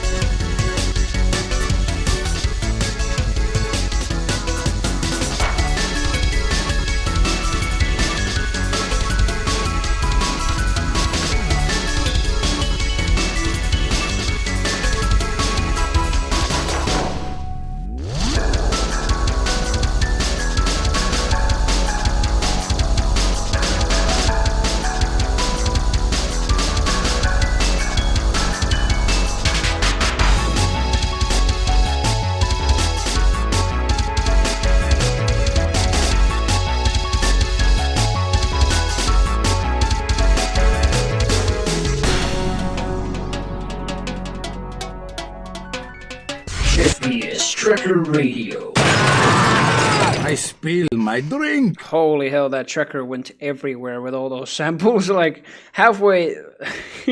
first half of the song was like, oh my god, so freaking good. But I believe I bet Caesar did the other half of the song. And, like, Zero Profit just decided to give it, you know what, just take away all the samples. I don't care, do whatever you want with it. And Caesar literally did it, whatever he wanted with those samples. It was just freaking amazing. Holy hell. But yeah, more about my streams. Because I just mentioned the Euroburst community sessions. I always stream those on every Sunday, 7 p.m. Central Europe time and 1 p.m. Eastern Standard Time. Well, the stream itself starts before that, but yeah, well, it basically starts every time the event starts at that time. I need to, like, regarding my other streams, I need to get back to Salako. That's in my freaking biggest backlog right now. Wrath, I'm fine, continuing a lot later. I feel like episode 3 will be a long one anyway, so it feels like I'm playing a whole game through anyway. I'm 2/3 of the game through, but yeah. I think leaving that alone for a while is fine, but yeah, what I need to get back into is Salako. I left that in the middle of everything. I had a move going on, I got a new freaking job. Right now I'm just living right next to the job and everything like that. Now everything is fine. Everything is basically finished. So I really need to get back into it. I don't know when, but expect a surplus stream apart from an FPS Tracker Radio and a Euroburst community session stream. Expect an additional stream on top of that. I might do it on the same stream as FPS Tracker Radio. I don't know. I don't do FPS Tracker Radio itself very regularly either, although I really do want to, because yeah, following all the FPS and Doom news is really, really interesting. But yeah, I do need to get back into that. Salako is a fantastic game. I still do actually have the freaking release trailer or the early access trailer on my stream itself, but I'm going to find the Steam page of it instead. Salako itself is... This is in euros, and I want to say it's in Finnish euros. It's 24.50, 24 euros 50 cents. I say Finnish euros because, like, we've just raised our value-added tax. I don't know if that's sort of affecting that price right there, and in any other EU country it might actually be just slightly lower than 24.50. So, but this is let's see, Salako. That is region bound. Okay, yeah, that is definitely subjective to different EU countries then. So yeah, there you have it.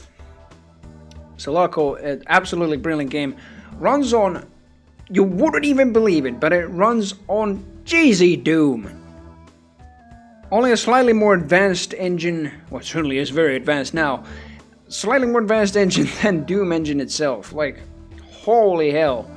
I still have no idea how Altered Orbit Studios, the developers of it, made it happen, like, at such scale. And if you've played, I want to say, Doom 3, Half-Life, or Fear, F-E-A-R, it's usually just pronounced Fear, but the characters are, anyway, you'll be very, very familiar with Salako. I think actually it's the weapon upgrade systems and everything like that. I think it has slight elements of Doom 2016 as well, but I would more compare it to Doom 3. That's got very, very modern FPS elements in there as well.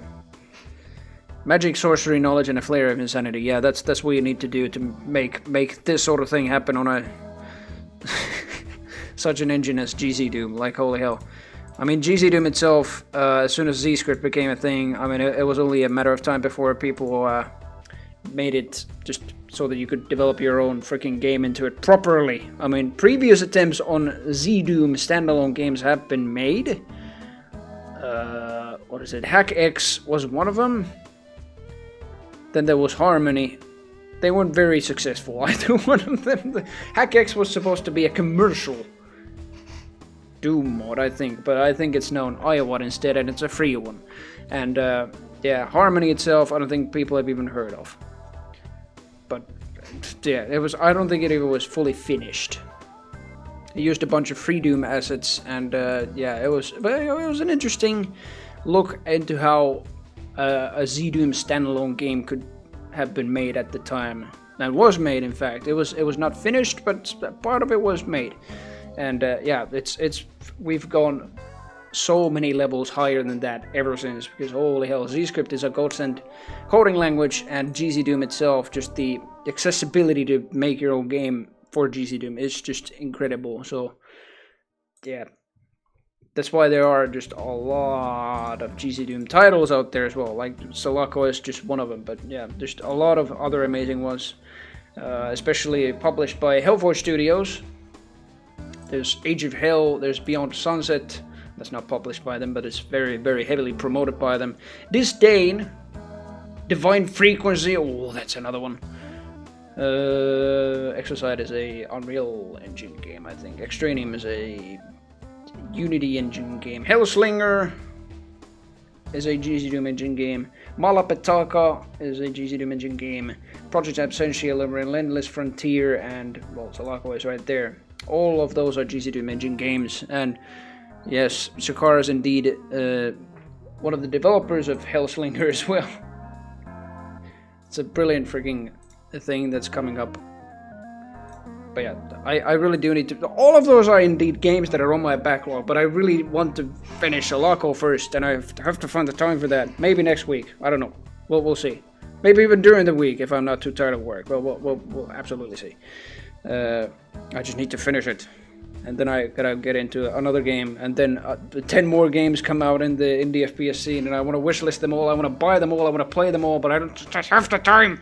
So much stuff that I want to play. In fact, I have so many titles that I've already bought, or demos that I have yet to play here. In fact, no, demos I have played. They're short enough, so I just actually had time for demos, but I haven't had time for the proper games themselves, so. Poor commission level designer doesn't get credits to his name. Oh, Proverbial. Oh, you're in there too. Damn it. Sorry. Damn it. I'm terrible. I forgot. But yeah, you are both. Shakar and Proverbial are both developers of Hellslinger. There you go. But the main developer, I think, is Metal Invader. And then who else is working on that? Ronnie James Diner is working on the levels. Shakar is assisting on the programming. Proverbial, are you making levels, Proverbial? With... No! Sorry, I heard that in the Streamlabs chat bot as a heavy weapons guy just saying, no! It's funny because I can hear the sounds, you can't hear them. And then I say, like, in a very goofy voice, like, no! And people are like, what the fuck? But yeah, it's another amazing game. Like, I really love the soundtrack as well as the art style combined. It very much feels like Borderlands together, like Borderlands 1 and 2 is very, very much. And I love that. But it is sprited, so... On commission for us looking to do the level stuff. Yeah, that's very nice.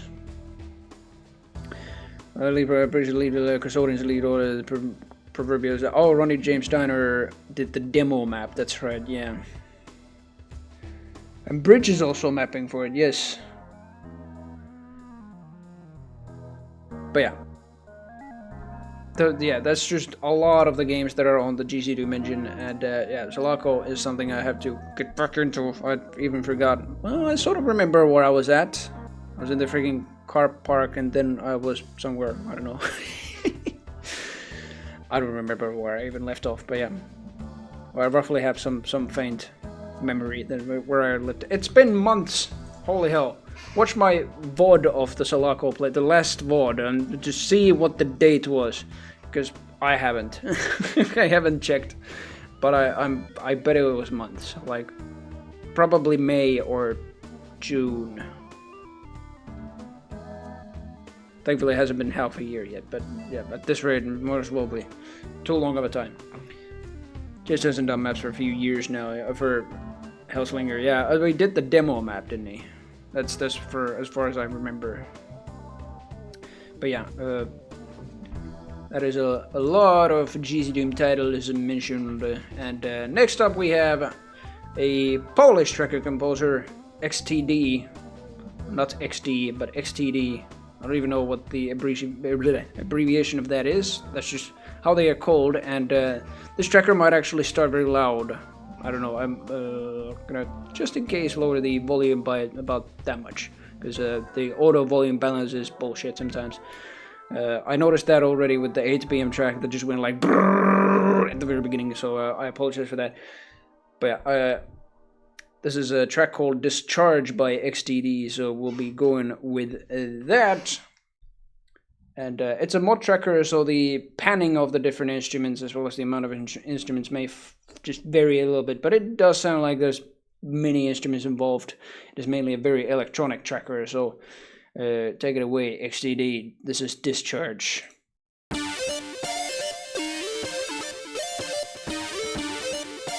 FPS Tracker Radio.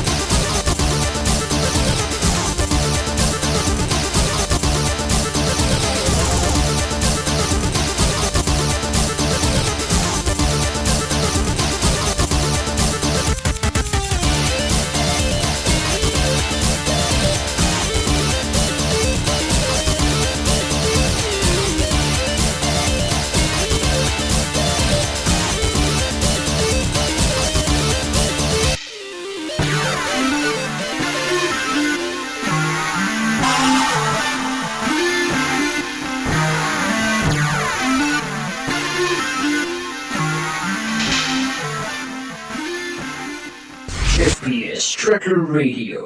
Playing the best tunes in town. Indeed, we are, Duke. That was Discharge by XTD, the Polish tracker composer. I think this is a kind of an Amiga tracker, actually, because this was made in, let's see, it actually has an exact date here, February 18th, 1995, and the rest of this is in Polish, sadly, but yeah.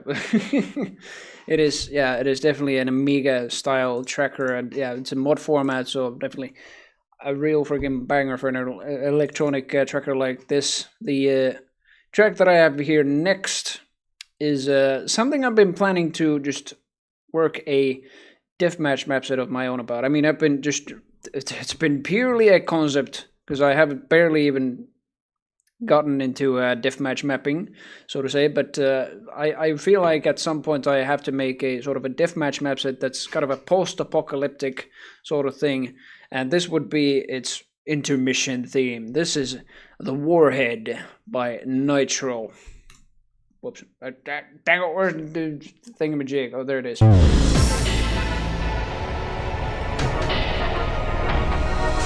FPS Tracker Radio.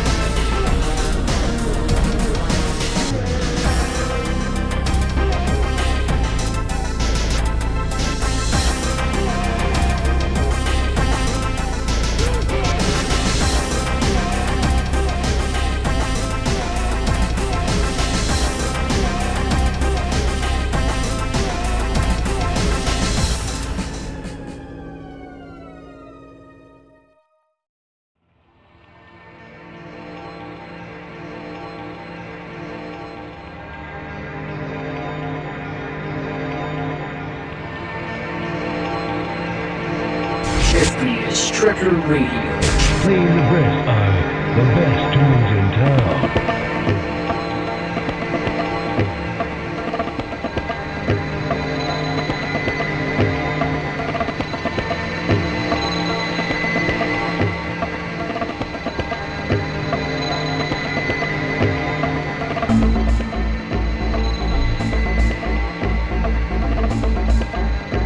Seals are holding and wind is not. Drop looks good.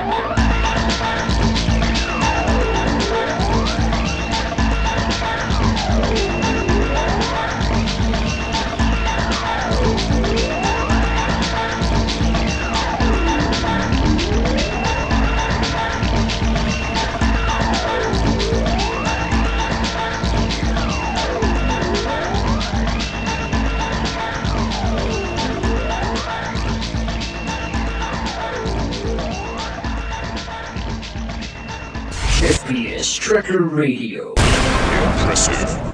That was Rings of Ridaya, or however you pronounce that, by Cube, and the previous tracker before that was The Warhead by Nitro. Both of those tracker composers, well, they're first of all Finnish. They've worked together and they make very sort of industrial style trackers, and they take heavy inspiration from Nine Inch Nails and just I don't know what other like industrial sort of metal bands, but I don't know if they're metal really, but just industrial sort of bands there are. Frontline Assembly. That's about it. That's all I've listened to myself. I've listened to more industrial tracker composers than industrial proper music composers.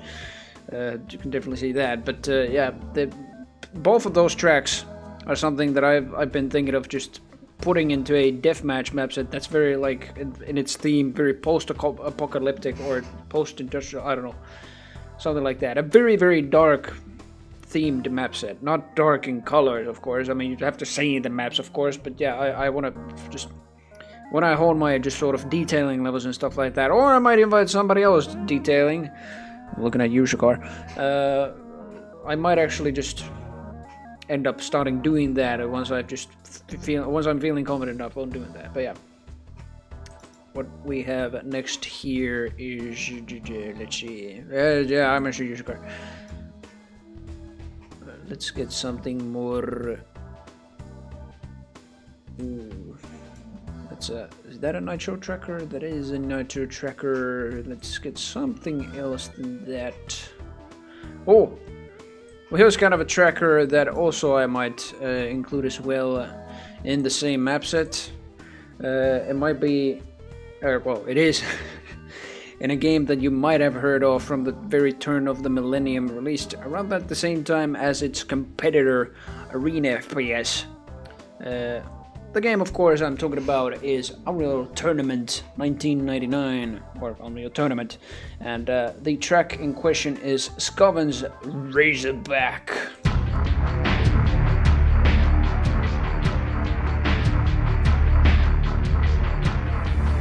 FPS Tracker Radio. I spill my drink.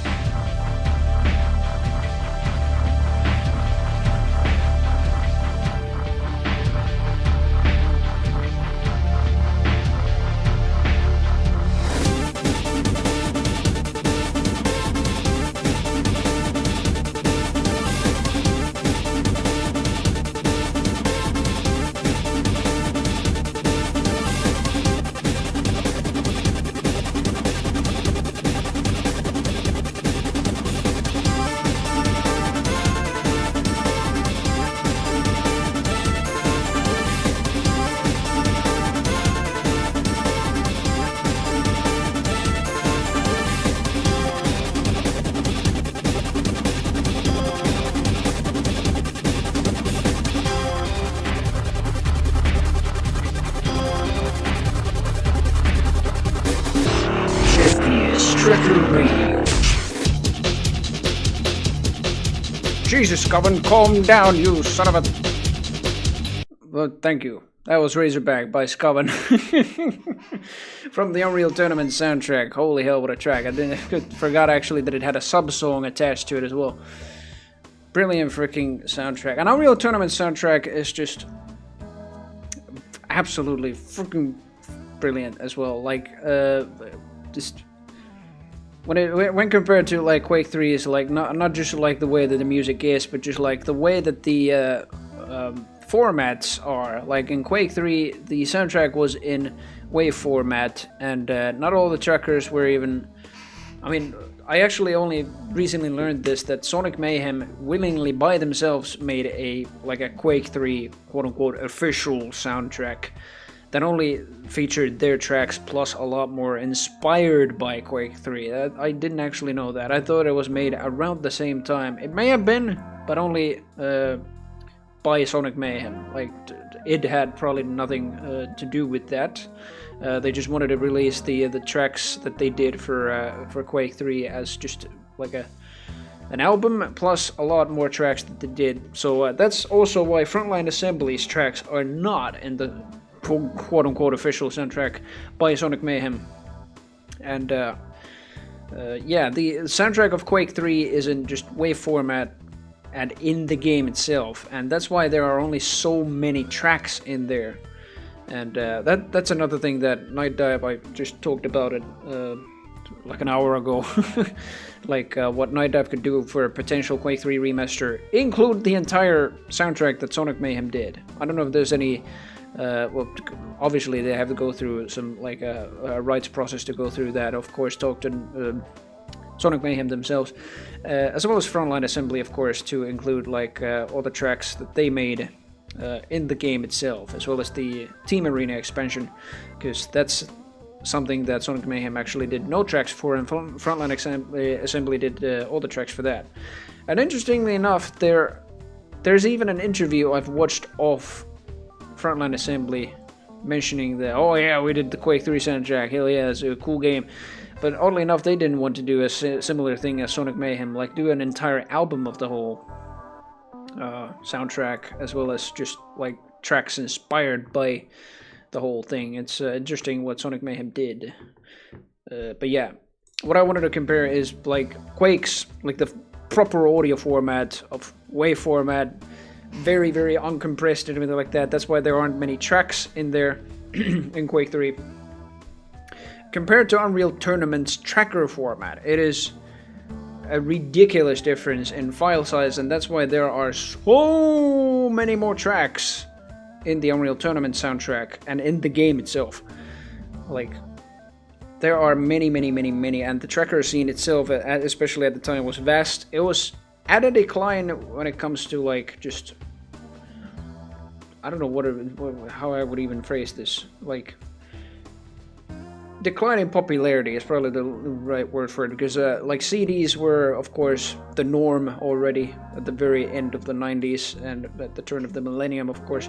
So like people could just like put real freaking audio in there instead of just tracker music that you could only play on a tracker for tracker program on your PC or in a game, basically. And like that was otherwise an ideal thing for a video game to have tracker music. Like Unreal's tracker, it's very ambient, but like there are some action-packed tracks in there too, but it has very good ambient soundtrack. Unreal Tournaments as well is just like super action-packed, and yeah, they both have so many tracks, because like the file size is minuscule compared to a freaking wave format or whatever else you would have used for a proper audio format at the time. Quake 3 used wave. I think Quake 1 and 2 also in their CDs soundtracks used wave format as well. OGG wasn't even a thing until early 2000s, so yeah. But yeah, like tracker music, even though it was at a decline in terms of like people listening to it regularly and just collecting trackers and playing them on a tracker program, that was at a decline. But for video games, and even today, it still is a proper like way to do your music for a game. I mean, Ion Fury did the same in 2019 when it released. I think 2018 for its demo as well already, and then yeah, released 2019. Its expansion released 2023, yes. But Jarkko Rootstein, or Roz by his demo scene name, made most of the tracks during the pandemic, basically 2020, 2021. Like those are most of the very recent the trackers from 2020s that I have, like most of those. Then I have a lot from 8BM and Saga Music, Spectre, and yeah, so on. We'll get into those sometime later, but let's see what's up next here.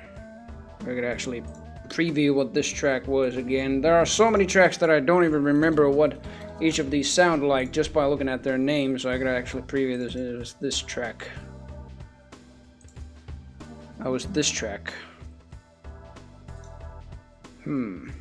Yeah, we might go with this. It's a kind of an ambient track by Quasar, and I actually forgot where they are from.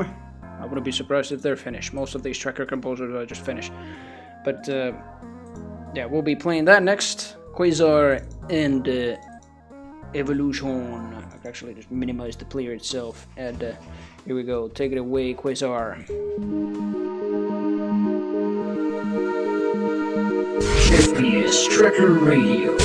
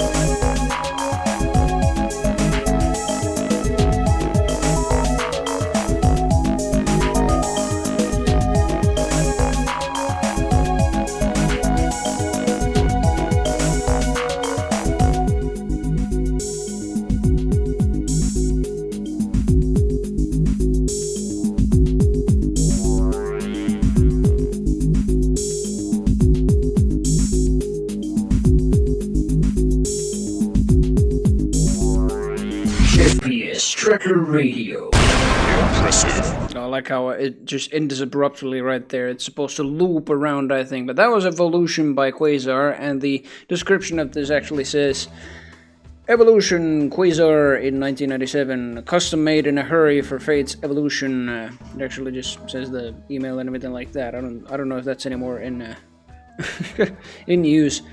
But 1 hour of labor, so this was a 1 hour compo by Quasar in 1997, and it just so much sounds like an Unreal Tournament tracker as well. And yeah, holy hell, people already made so much good stuff with the XM format as this tracker is as well. And up next. I actually just gotta preview this dang old tracker again. This is a Ross tracker up next. Broken Symmetry, it's said here. Or no, Broken System. Ooh, what's this track? Interesting. We could play that track, and then we could play a very ambient track that I know. Ooh, and then probably end at a very nice 303 drum sample sort of tracker. But we'll be playing Broken System by Roz next, and Roz, or Jarkko Rutsten by his real name, is a Finnish tracker composer who used to compose stuff pretty much 30 years ago, I don't know, 25 years ago, at the turn of the millennium. Then he returned 20 years from that later to compose the soundtrack for Ion Fury. And holy hell, like listening to his tracks from 20 or so years ago and listening to his Ion Fury tracks, like they have, I can still recognize the sort of style that Ross had and still has. Like you can sort of, like even the few tracks that are that he made during 1990 something and 2000 something, they like you could easily mistake those for Ion Fury tracks, but like this next one is actually from Ion Fury, and it is from the main game, not from the expansion, but it is a good track nonetheless. Let's play Broken System by Ross.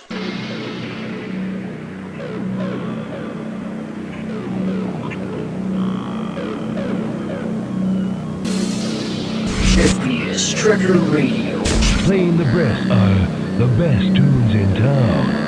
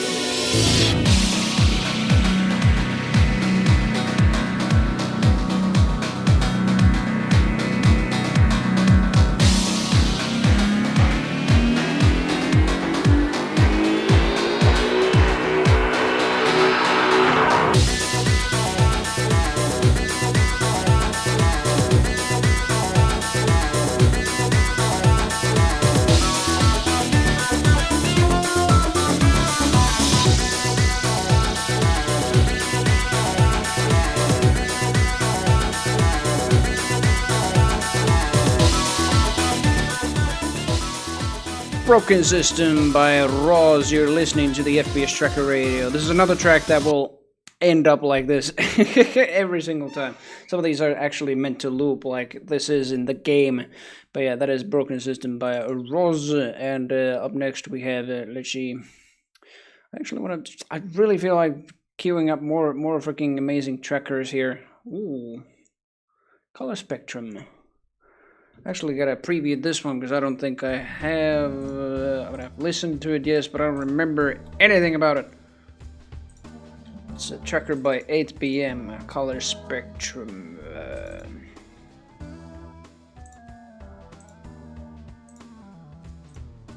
Let's get something else here instead. Let's see.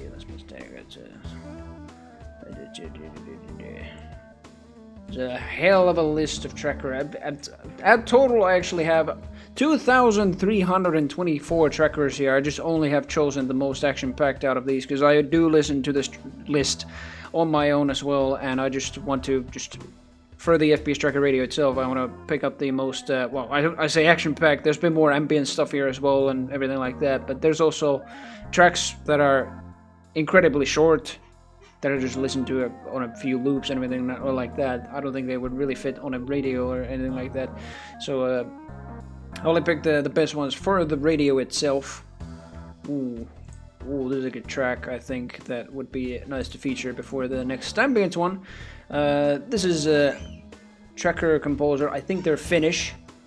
They go by the name of Baytremor, also known as Jazzy Ass Baytremor. And they occasionally do the sort of jazzy thing, experimental stuff with funk and jazz and stuff like that. But occasionally they do the, well, actually most of the time they've done drum and bass tracks. And this next one is no exception. I don't know if this is which one this is more, jungle or drum and bass actually. And the one tracker, I think the freaking Jungle Geyser track by. I would have forgot who it was by, but the Jungle Geyser track is more. It was more jungle than drum and bass, but I don't know the difference anymore. This is probably more jungle than DMB, so we'll be listening to Crazy Juice by Baytremor.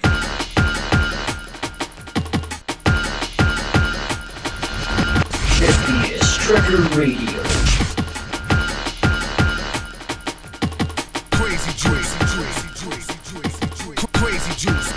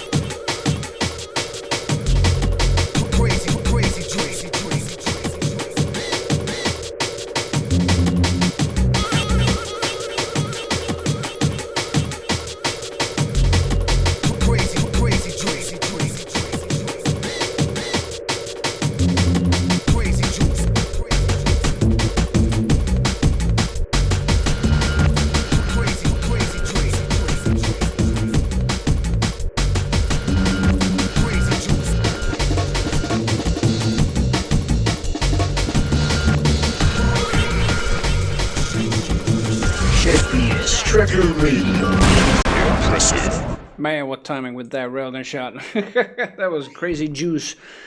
Baker Moore remix, I guess that is. That's called. I don't think this. Baker Moore usually doesn't actually include the dates on his trackers. Jazzy ass Baker Moore as a twisted remixer. Oh, yeah, it's a pretty good damn jungle track by Baker Moore. But yeah, next I thought we'd play some Falcon. Albeit, I think I actually have a different Falcon track here somewhere. Where the hell is that? I had it here. Twisted. No, that's not it. I'll find it.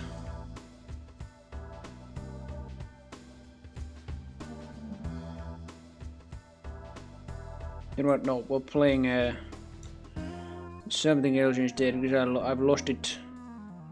This dang old XM playlist is something else.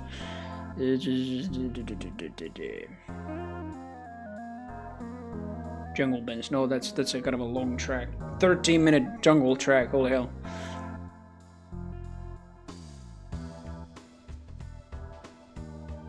Absolutely lost it. Ooh.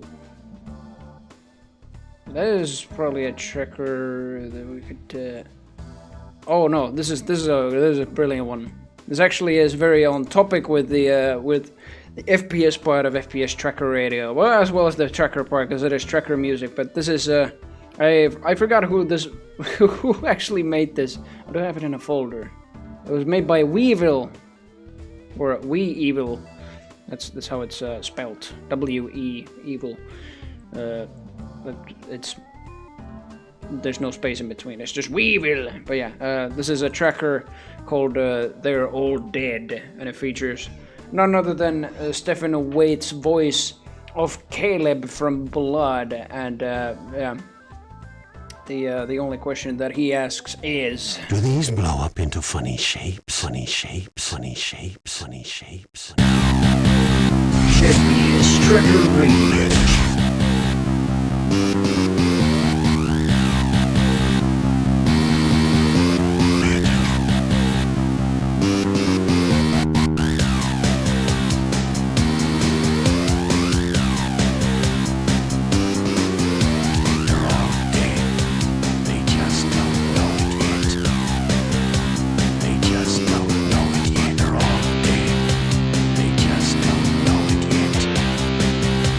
They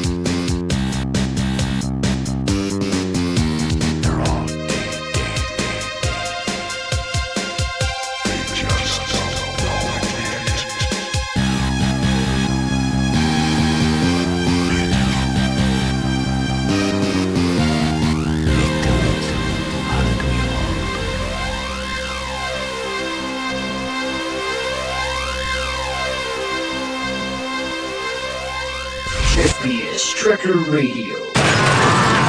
I spill my drink. Me too. That was "They're All Dead" by Weevil. Holy hell! I've never actually. I didn't expect when I found this tracker that I've just hear like Caleb's samples in any freaking tracker, and holy hell, it is brilliant. Like, absolute fantastic. But yeah, that's what tracker composers do. They just find certain samples. Hey, Storm Act, DJ Perkele. That's basically what I am now. DJ Perkele, bringing you the best tracker. Best tracker radio shit. But yeah. Next, I did find actually the Falcon track that I was looking for. Cosmic Outflow. This is, like I mentioned before, Falcon just experiments with everything. He's got more like an ambient touch on this one, but I don't know. There's a bit of like mysterious and everything in it. I actually have assembled a separate like Halloween or spooky kind of tracker list where this is also in. It's not really spooky, but it's kind of a like, I don't know. You get the sort of feeling of October in it. So, yeah, I'm most likely going to play in my future streams, like, probably not in FPS Tracker Radio, I'll play any tracker music, but in my future streams, otherwise, like in the Sundays, Euroburst community sessions, I'll probably play the Halloween list during October, as well as on my other streams. Like, if I do continue Sulaco eventually, then, yeah. I mean, October's already next week, so that's probably when I'm gonna start playing that. Not during the week, though. I think they'll be still during the weekend. But yeah. Next track is indeed by Falcon and Cosmic Outflow. And you can also, like, notice Falcon's... I don't think all of Falcon's tracks have it at the end of the name, but on this one especially you can notice the underscore at the end of the name. That's usually Falcon's signature. Probably a lot of other people's as well, but mainly Falcon's. I mean, I don't have any other trackers by other people that have an underscore at the end. This one certainly has, and it is Cosmic Outflow by Falcon.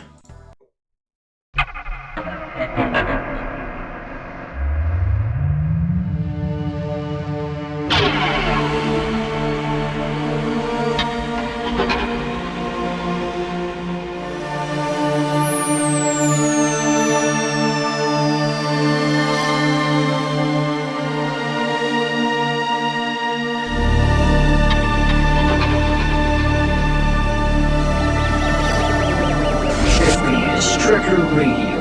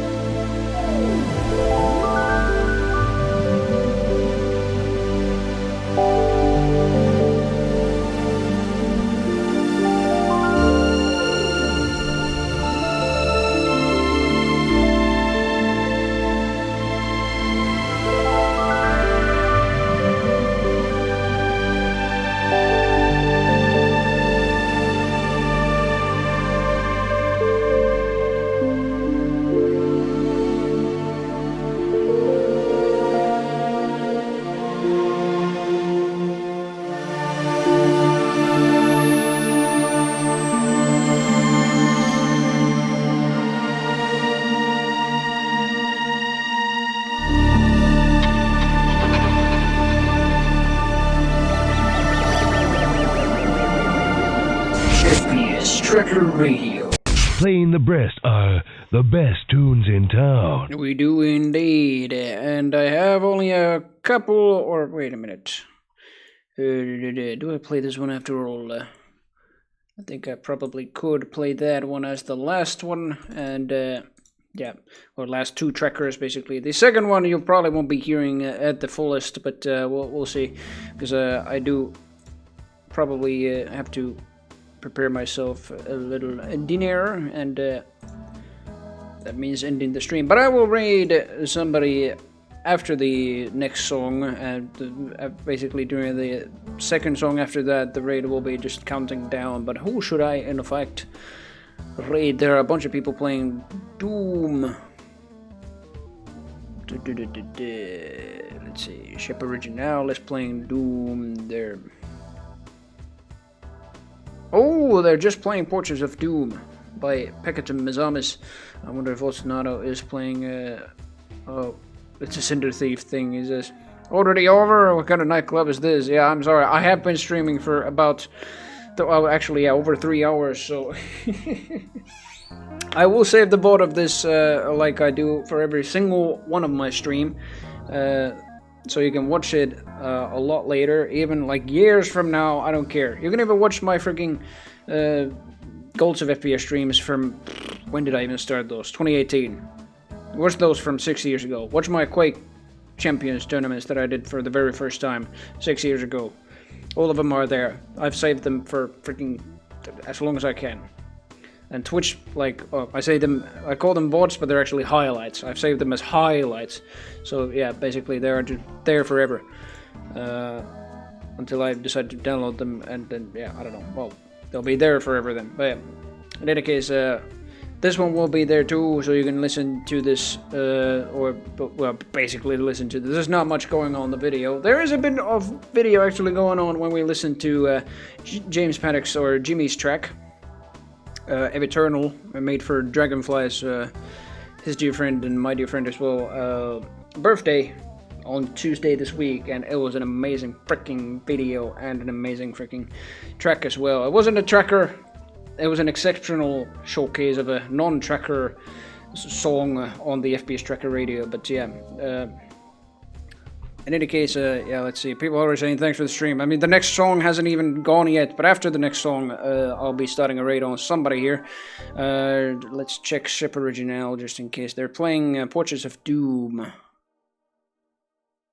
I wonder, actually, Pekatum isn't in there.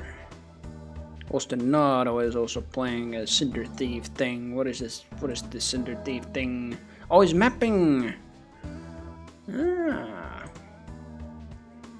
Should I throw you all into a mapping stream?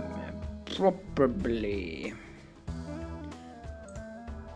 Who also will be streaming in about, I don't know when, 2 hours from now, is Bridge Burner, I bet. Usually I'm just so tired because of my work schedule that I just barely even get to just stay up for streams anymore. But yeah, now I am just a little less tired, so I can actually watch Bridge Burner stream as well.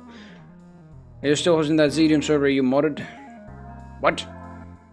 Oh, do you mean the you just mean my deathmatch mode or the multiplayer modes? Yes, I'm still like I've been streaming it a lot less because I've been struggling to find like interesting bits to stream, because most of it is programming, and I don't think that's very interesting. Like, I don't know, especially explaining the code itself. Decorate isn't a very common code, so I don't know. It's been ridiculously hard to find actually interesting bits besides just the playtesting bit, like to stream. So yeah, I don't know. I've been streaming those less, but I'm still developing it. Yes, I'm still developing Insanity Deathmatch, still developing Insanity Survival, still developing Skulltag Fortress. It's a dedicated server, hence hosting, that's what I mean. Oh yeah, I have all of those, and it's a ZDoom family port, but it's called Zenjonum. You actually saw it right there on the slideshow that I have going on. There's also Insanity Deathmatch, Insanity Survival, and Skulltag Fortress. Calling Strike is a thing that I made a map for. So is Horde MX. In fact, I gotta get Horde MX's icon there as well. But yeah, there's Samsara Reincarnation, a mod that I really, really love, and also I'm part of playtesting Super Demon that I love hosting Euroburrows community sessions with. Fatious Deathmatch, we've done that in Euroburrows as well. Quake Champions Doom Edition right there. And then there's a Hellforge Studios banner, because I love promoting all the Hellforge stuff. There's a bunch of cool shit coming out of there all the freaking time. Cult of FPS was my old stream series. Stormact might actually remember that. Played it once years ago when you just started it. I got ass kicked hard. Not commenting more of a UT person myself. Oh yeah, that must have been Insanity Deathmatch. Then yeah, actually, I do remember you joined at one point. But yeah, I want to stream multiplayer sessions of that. That's fine, but modding that and streaming the modding is kind of difficult because it's a bit difficult to find interesting bits to stream. I want to, I do have to develop the mod by coding, sadly, and most of it is coding, so it's very difficult to find very, very entertaining bits of that.